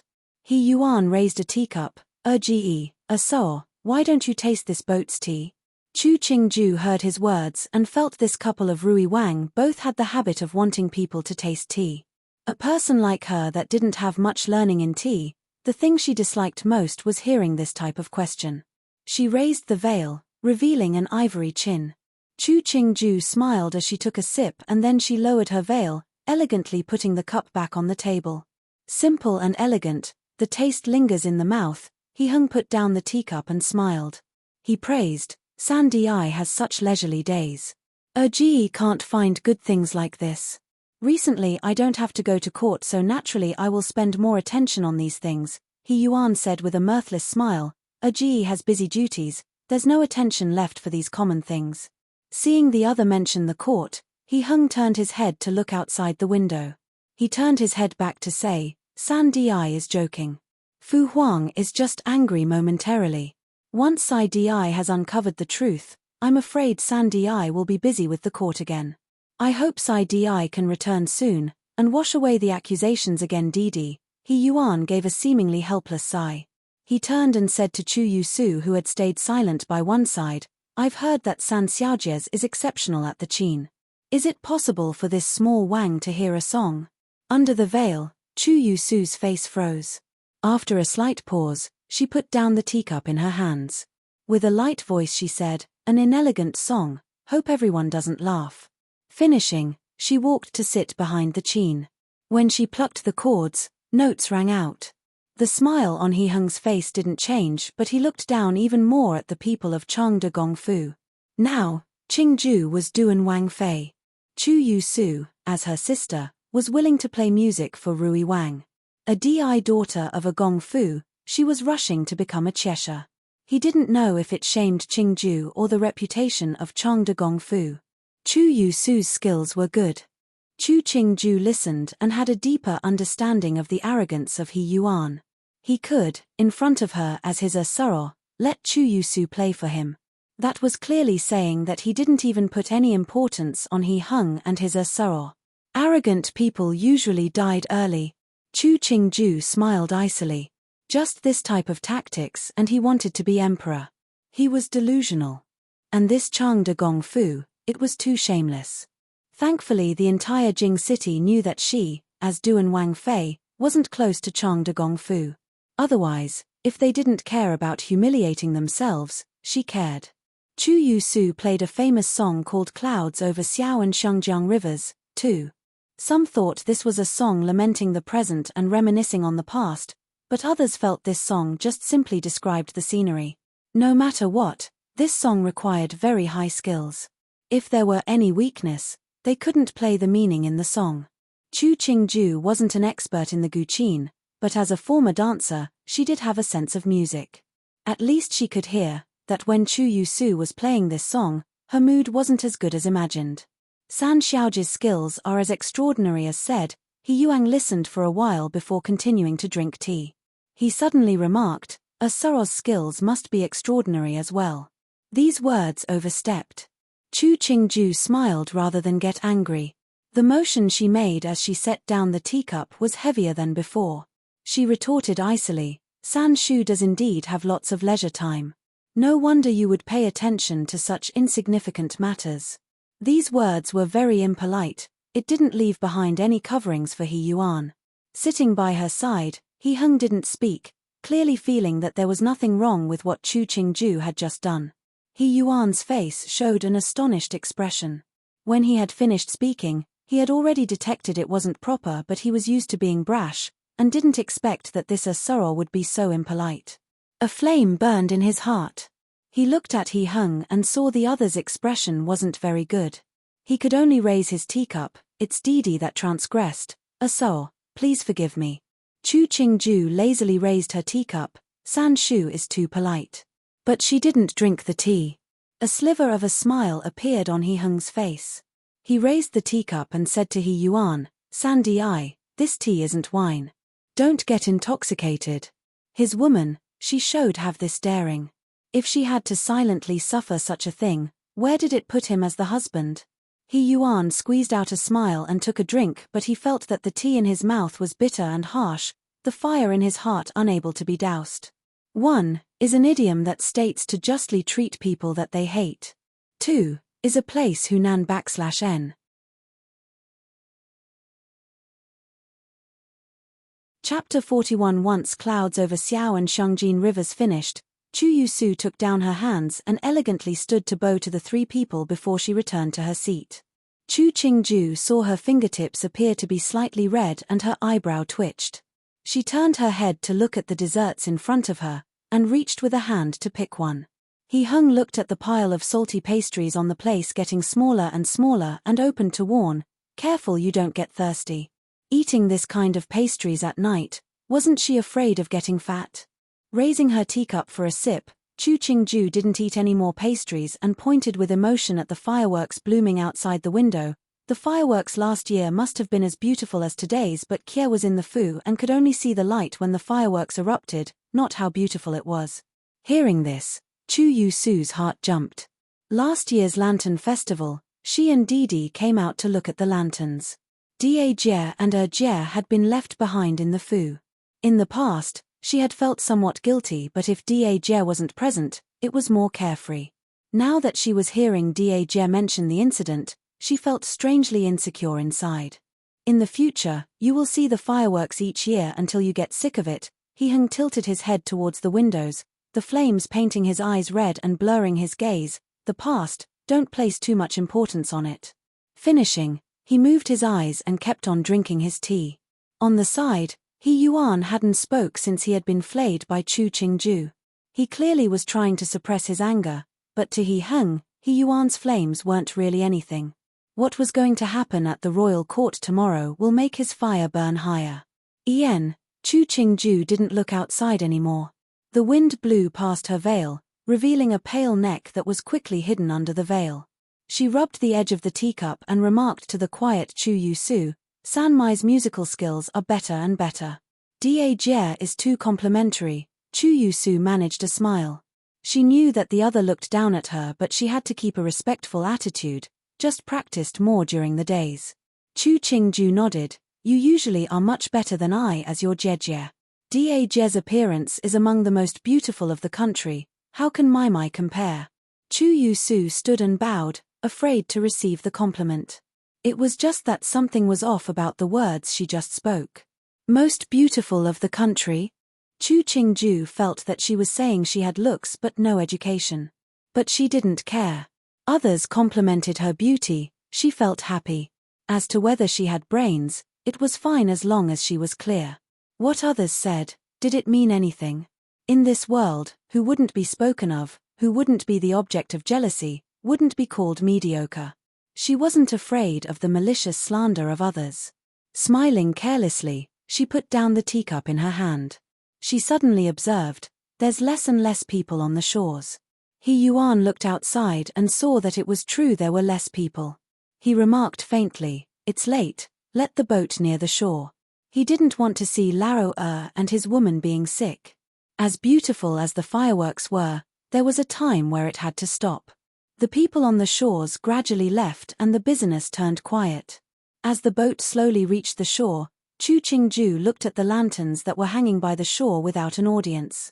She remembered her own moon rabbit lantern that she had let a servant hold. "Who's looking after the lantern?" Chu Qingju allowed He Heng to guide her down and asked about the whereabouts of the lantern. "Don't worry, Chen Changxin has somebody keeping a watch." He Heng came down the last step. Seeing Chu Qingju still reluctant over that roughly crafted moon rabbit lantern, the smile on his face grew stronger. "There's many lanterns hanging in the Fu. After we return, I'll get someone to pick some pretty ones to hang in Zhengyuan." Chu Qingju nodded and held hands with He Heng as they left the deck. She looked at the surroundings and found that a thin mist had formed, and it had gotten colder.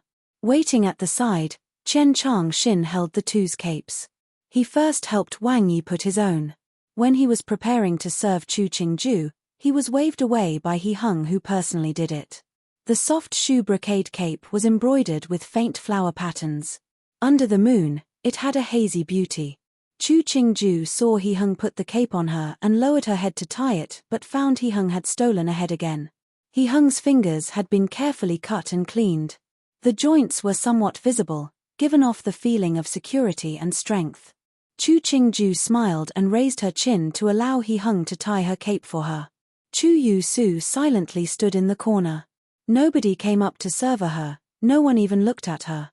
She watched as Duan Wang lowered himself to tie Jie's cape for her and suddenly felt ill and ironic. Nowadays, Da Jie was high up in the sky, served and fawned over by countless people as Duan Wang Fei.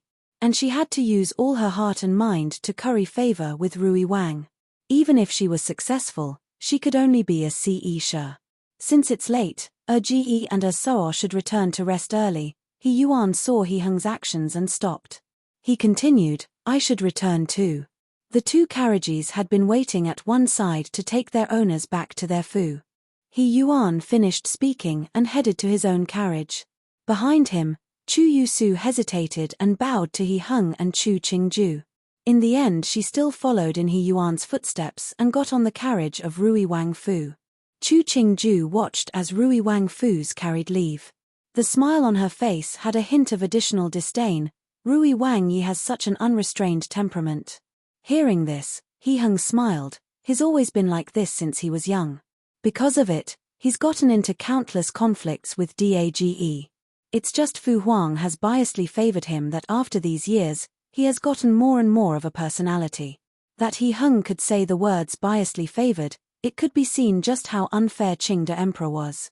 And He Yuan has offended many. Rationally, an imperial son as favored by the emperor as much as he was, There should be many who followed him to earn a part in pushing him to the throne. But this Rui Wang really didn't have that many people following him. It could be seen that even the officials in the court felt that one day, he would break himself. But it might be that Qingde Emperor preferred him this unruly. Maybe it allowed him to feel safer. Feeling that her thoughts were running off topic, Chu Qingju blew out a breath. I don't know why Sanmai would follow Rui Wang, this is getting messier. She couldn't discuss the imperial sons, so she could only shift the topic to Changde Di Gongfu. Whatever they do, it has nothing to do with you. There's no need to worry yourself over these people. He Hung understood what He Yuan was planning. To how cheap He Yuan was, he looked down on it. He was going to take a woman of Changde Gongfu and thought that was slapping him on the face, and for him to blame Qingju? He Hung thought to there and thought it was a bit funny. He wasn't a rash young boy, he wouldn't blame others for this occurrence. He Yuan was thinking of others like they were him, that really didn't fit him. When they returned to the Wang Fu, the night was already late. Early on, servants had hung lanterns in the Zhengyuan. Chu Qingju and He Hung washed before they slept. They were in a good mood thought, not being affected in the slightest by He Yuan. It was He Yuan that, upon returning to his fu, threw a moderate fit. He didn't even pay attention to Qin Bailu's request for a meeting. He only ordered the servants to send Chu Yusu back to Changde Gongfu. When Qin Bailu heard that Wang Yi and Chu Sanxiajie were together at the Lantern Festival, she almost smashed something in anger. At last, she could only push down the anger.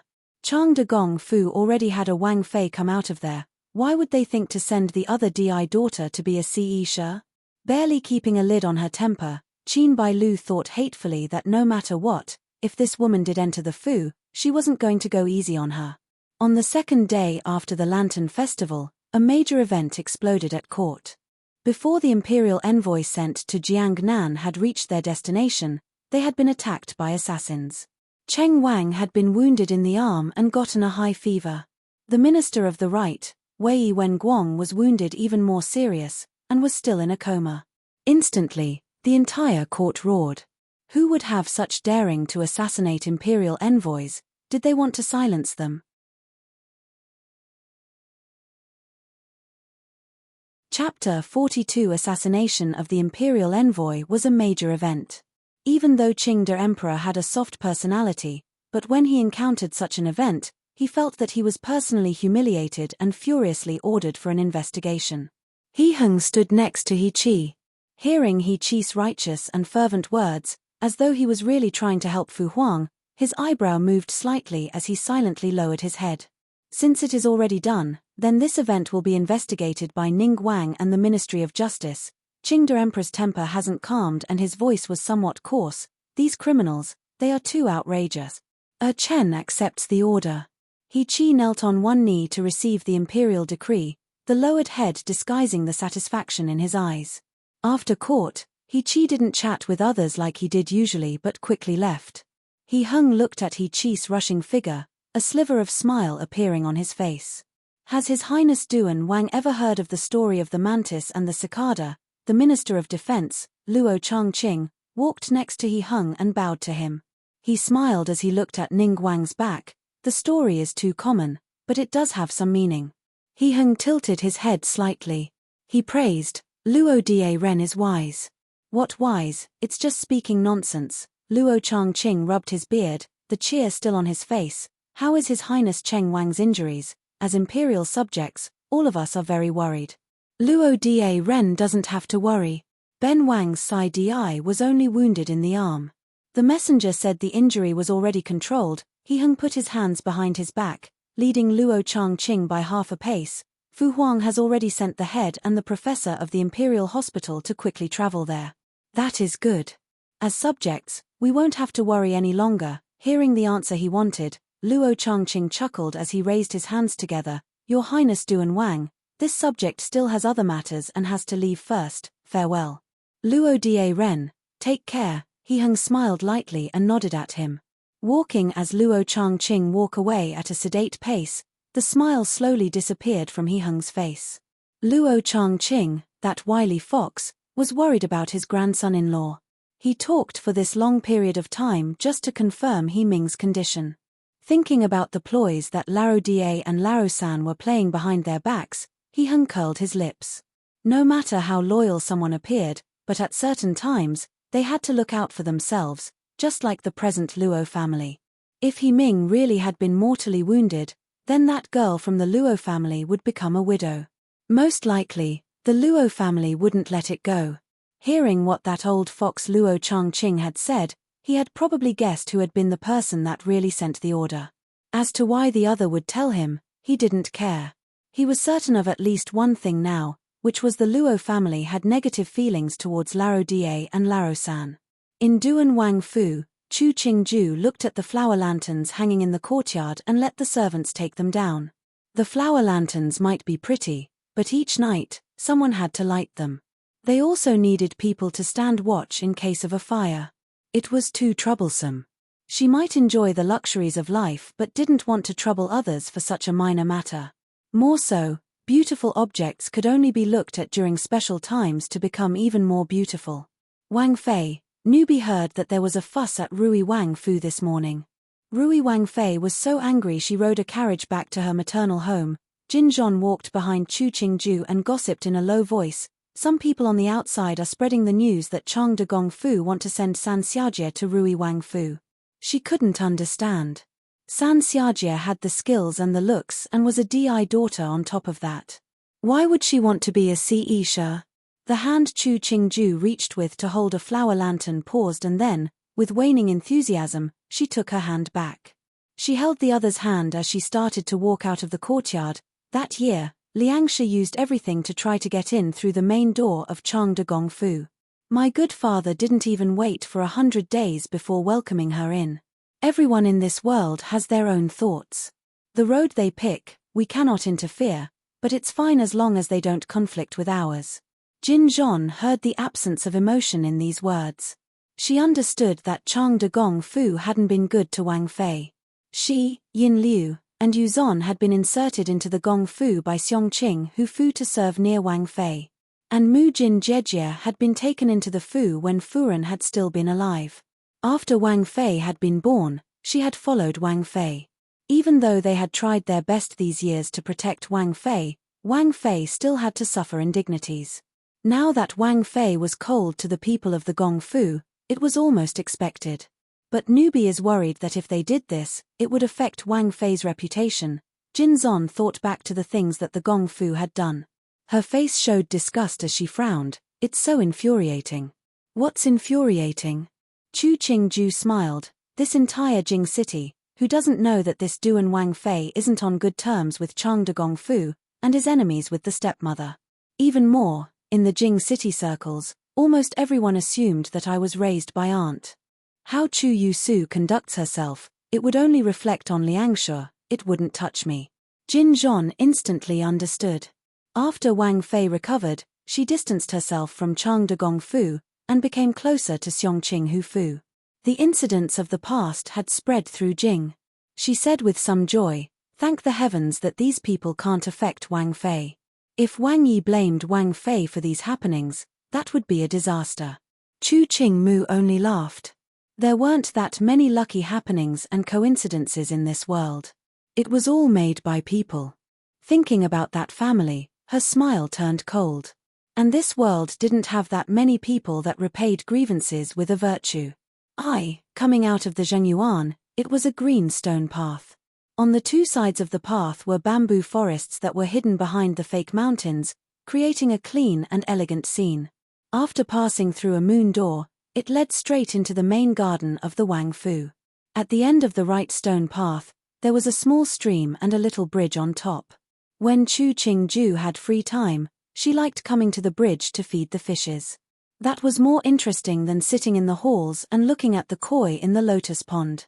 Randomly scattering the fish feed down, she watched as some goldfish carefully and quickly swallowed the food.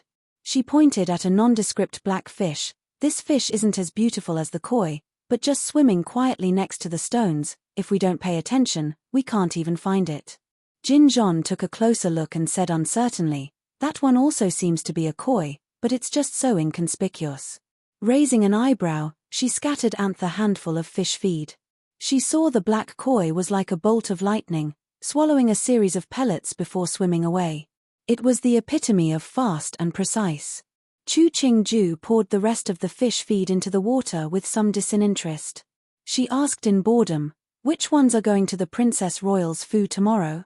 Newbie isn't clear, but heard that the Princess Royal had invited many. Jin Zhon thought for a while. Newbie heard that many young ladies not of age had also received invitations from the Princess Royal.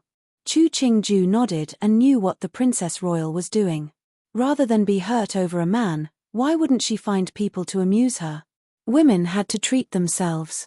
Did Chang De Gong Fu also receive one? Chu Qingju suddenly asked. If tomorrow both Chu Yu Su and Qin Bai Lu came, she wondered with Qin Bai Lu's personality if something would happen. Jin Zhon nodded. Chang De Gong Fu received an invitation. Chu Qingju rubbed her chin and observed, "Then I have to be careful tomorrow, and prevent myself from being pulled in." Just as she finished, she saw Huang Yang running quickly towards her and reporting that Jing Guifei had bestowed some gifts. What Jing Guifei had bestowed, the servants didn't have the qualifications to receive. Chu Qingju could only personally come to receive them. What surprised her was that Jing Guifei had let people send over a few palace flower and glass hair ornaments.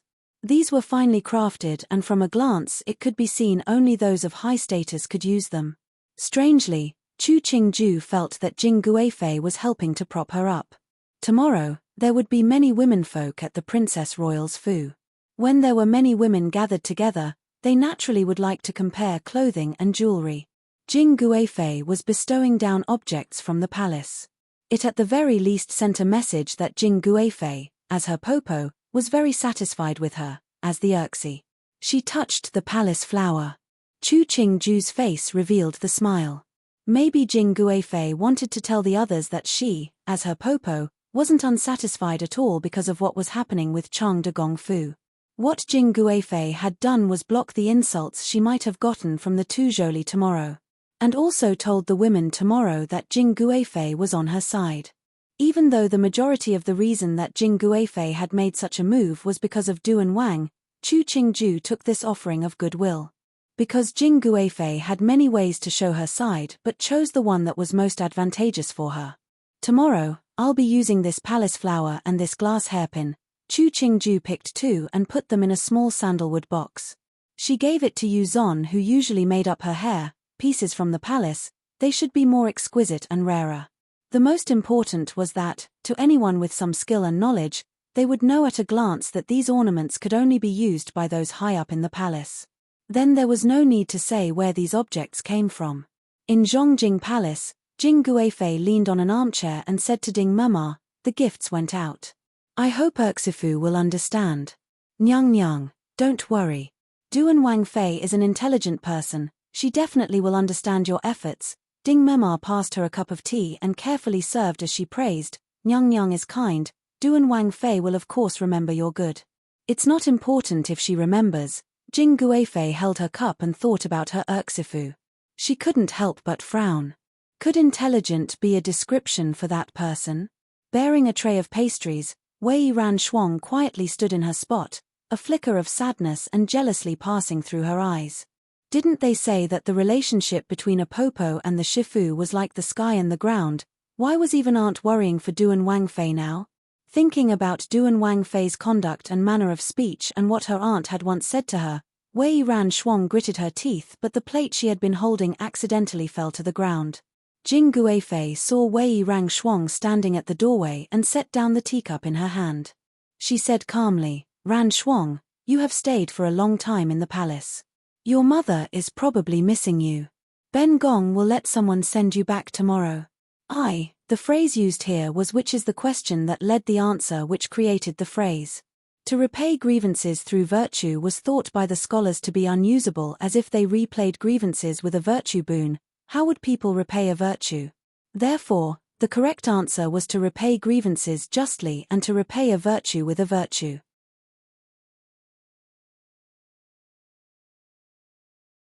Chapter 43. Wei Ran Shuang sat inside a blue cloth-covered carriage, holding a bag in a daze. The shaking as the carriage moved forward did nothing to clear her head.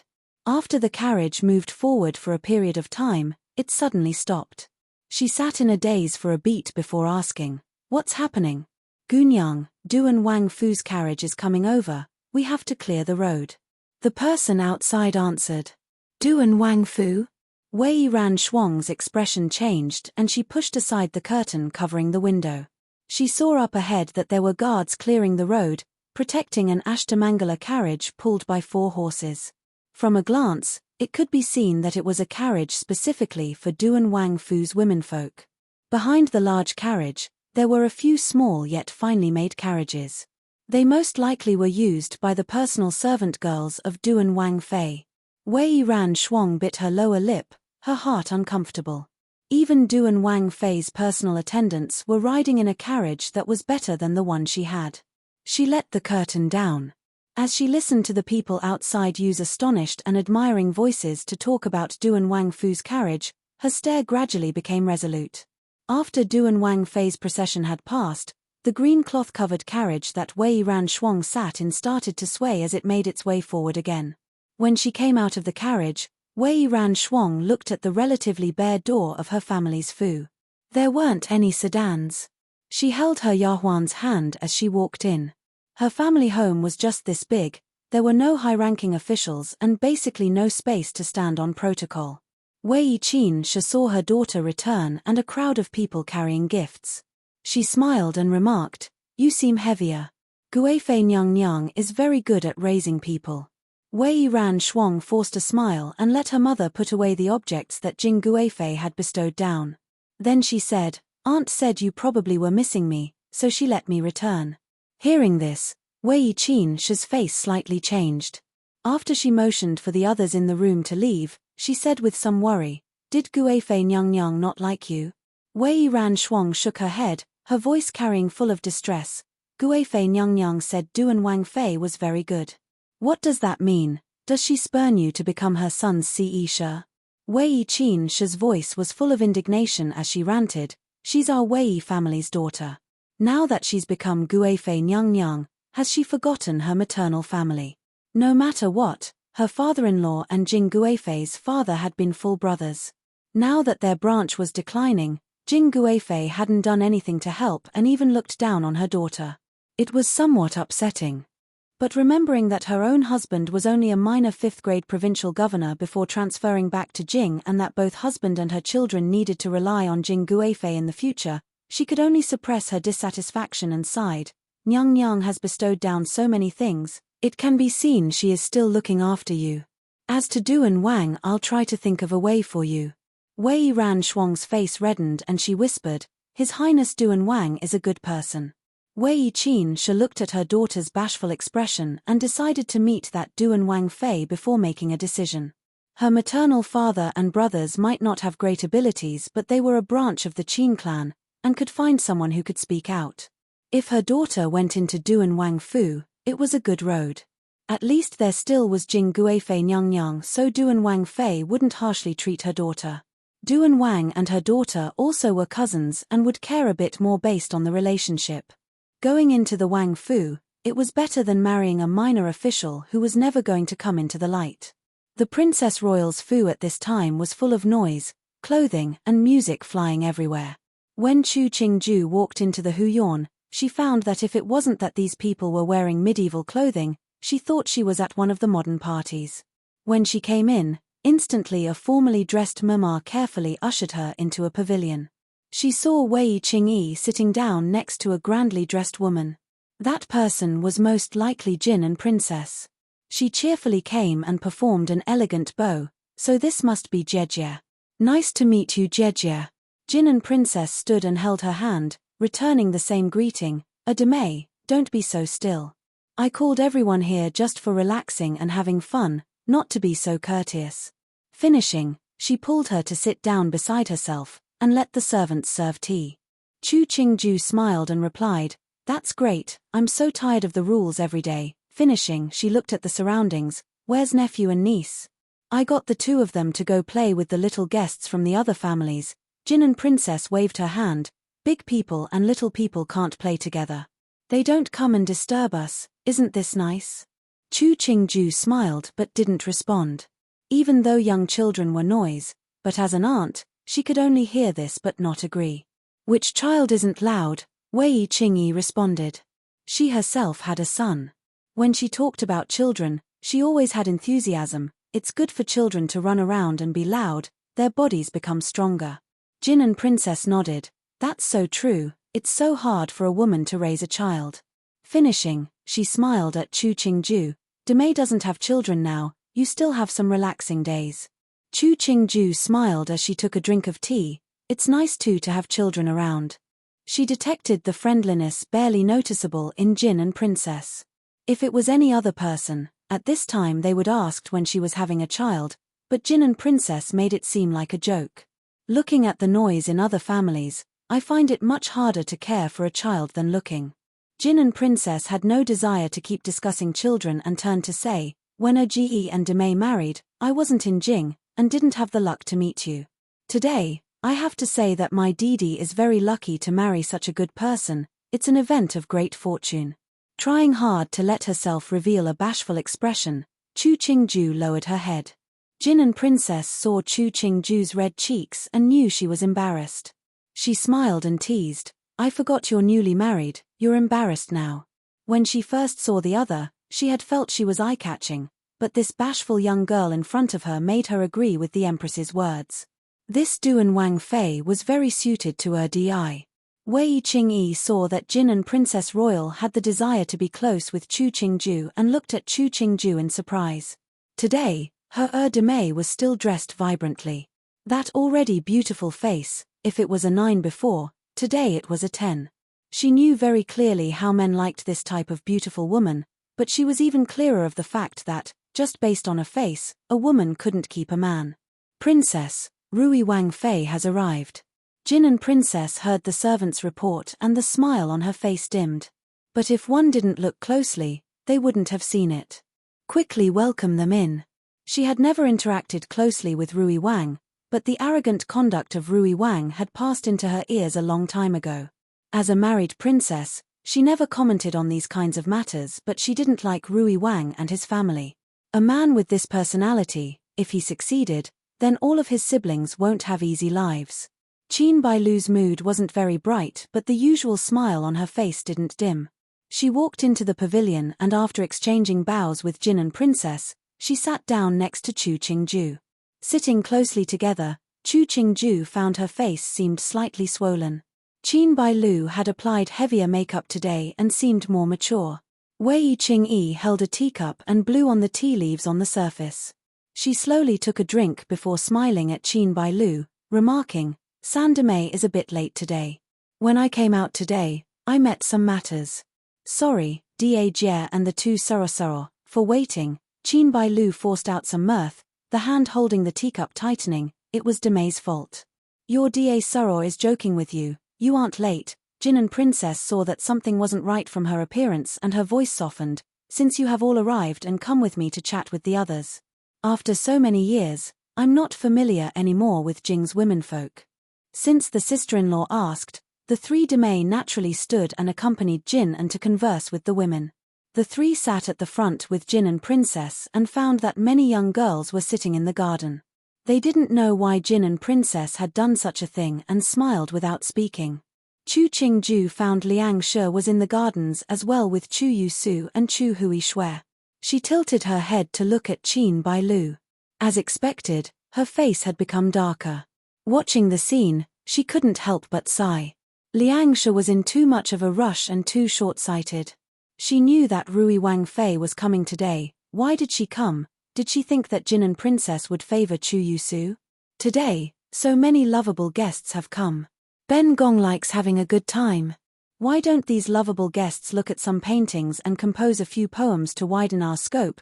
Jin and Princess's tone was a consulting one, but when her words landed, people appeared with drawings and brush and ink. To show off in front of the princess and the Wang Fei, many were very willing.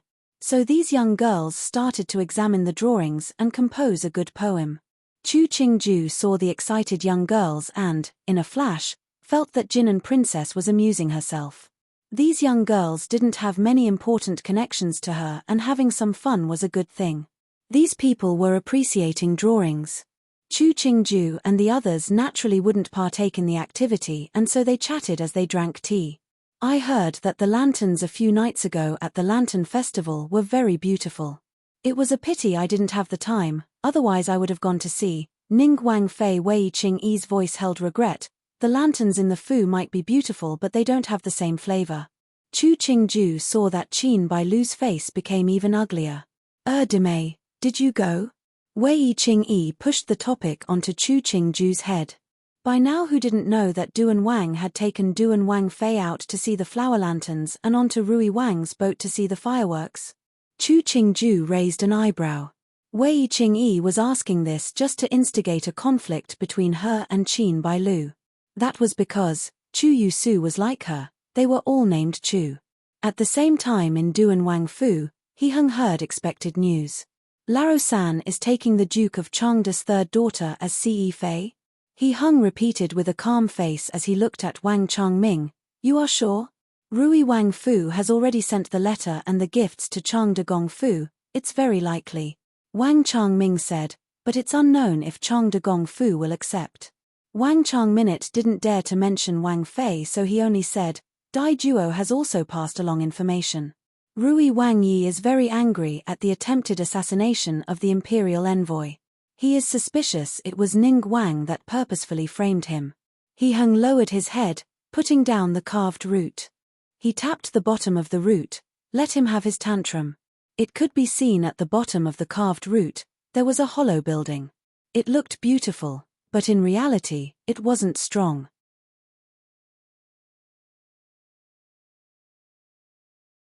Chapter 44. Pointing at the mulberry tree and swearing at the locust tree. Females tended to prefer subtle and graceful poems. Chu Qingju took the poems that Wei Qing Yi passed over. She casually took a look and saw characters for light wind, wispy smoke, and others along those lines. She carelessly flipped through before handing them to Qin Bailu on her other side. I feel all of these gunyang have literary skill, but I am not skilled poetically. San Demei, have a look instead. Qin Bailu took these poems that had been picked out by Jin and Princess. The one on top was the work of the third gunyang of Chengde Gong Fu. A hint of ice appeared at the corner of her lips. She flipped through and said to Chu Qingju, a Soro comes from a noble family. Even your Fu's San Gunyang is this talented, why should you underestimate yourself? These words were somewhat harsh. Even though Rui Wang had the emperor's favor, he was still an younger brother. You, as a Dai, talking in this type of tone to your Soro, it was not having any respect. How was it that the family Qing was an educated and literary family yet produce a woman of such conduct? Jin and Princess's eyes jumped. She glanced at Qin Bailu before lowered her head to drink tea. My Fu. Chu Qingju giggled as she took out a handkerchief to wipe her mouth. Her voice was gentle as she lectured, San Dai, it's not that Soro likes lecturing others, but your words are too improper. Us women, when we marry, we follow our husbands. My Fu is Wang Yi's Fu. San Demei, are you saying that I am not a member of the imperial family? This kind of words, even the empress couldn't say them, to say nothing of Qin Bailu as a Demei? Qin Bailu finished listening to the speech and in her heart, she hated Chu Qingju for not leaving her a shred of dignity. On the outside, she could only smile and apologize. So, forgive me. It's just my mouth got away from me. So, please forgive me. Finishing, she stood to give a bow. Chu Qingju didn't stand to return the bow but nodded instead. My doesn't have to be so courteous. There isn't that many protocols between us Jolie, but today, I had to say a word. Now, I am Duan Wang Fei, my mother is Chu Tianxia. Demei, you can't get mixed up in the future. The smile on Qin Bailu's face almost froze. She hadn't expected Chu Qingju to straightforwardly throw the Duke of Chengde aside. Thinking about the rumors involving Chengde Gong Fu and Duan Wang Fei. That the Duke of Chengde was a dissolute person, not yet 100 days after his wife had died, he married a wife. That Chu Liangxia was not a loving mother and harshly treated the daughter of the previous wife, and didn't even care for the Shu daughters, only being caring to her own daughter and her maternal family. No wonder that everywhere in these past days were the previous scandals of Chengde Gong Fu. It was waiting here. Chu Qingju wanted to clearly express her attitude towards Chang de Gongfu. Many people had come today, and in front of all these people, Qin Bailu couldn't throw a tantrum despite the great humiliation she endured. She could only sit with her suppressed rage. She handed the poems in her hand back to Jin and Princess. Which one does Princess think is the best? Chu Qingju looked at her anger simmering under the surface and thought uncharitably that Rui Wang and his wife were naturally a couple. Their way of speech was not well thought out and insulting. Their arrogant conduct was just asking for retaliation. Ben Gong feels that the young ladies Chu and Lu are both good. Jin and Princess raised her head. Who are these two Gunyang? Come up to let Ben Gong see. Chu Qingju looked at the Gunyang that came up to bow. Chu Yusu was warm and beautiful to the eye. The Lu family's Gunyang was thin and graceful. She was truly someone that would catch someone's eye.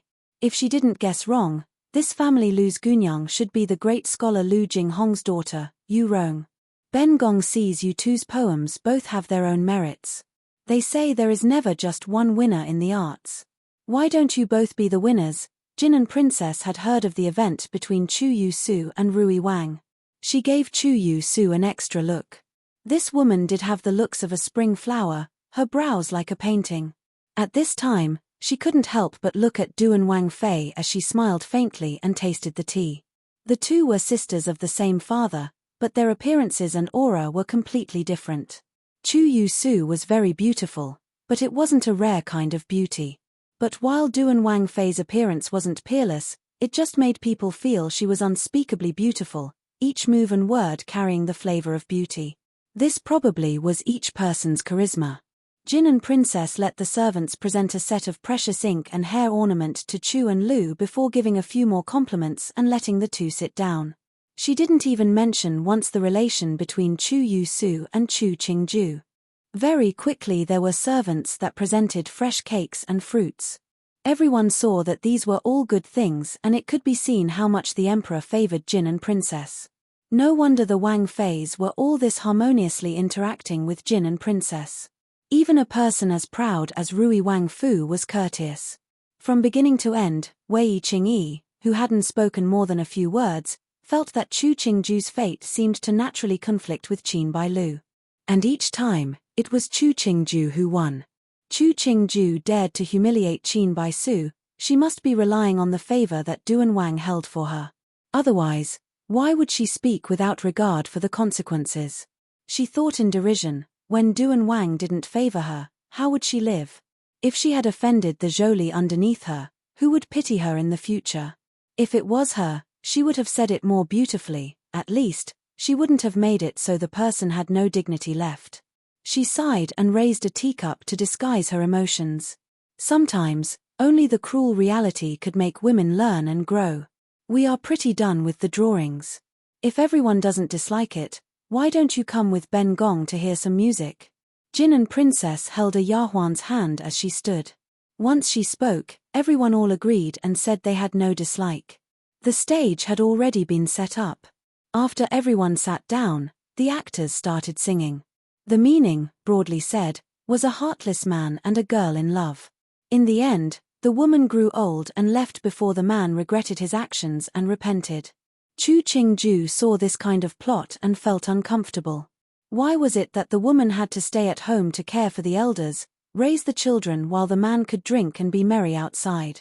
When the woman was old and her youth was gone, the man would have been bored of playing outside and wanted to return home. Why was it that the man was considered to be so valuable and admirable when he repented? Who saw the youth of the woman, the blood and tears of the woman? When she was old, and couldn't enjoy the beautiful times of youth anymore, what was the use in the man repenting? According to her, these plays had been written by vulgar scholars to satisfy their own desires. They always wanted their own wives to be virtuous and taciturn, and hoped that other people's wives were extremely lusty. In reality, they would never be able to find a wife. The only thing they could do was eat one meal before looking for the next, squatting in old and drafty cottages fantasizing that a landlord's daughter or a noble daughter will wanted to marry them. Mu Jin saw her mistress' face wasn't well and changed a cup of hot tea for her. She asked in a small voice, "Mistress, is your body not well?" Chu Qingju held the teacup as she faintly replied, "It's fine."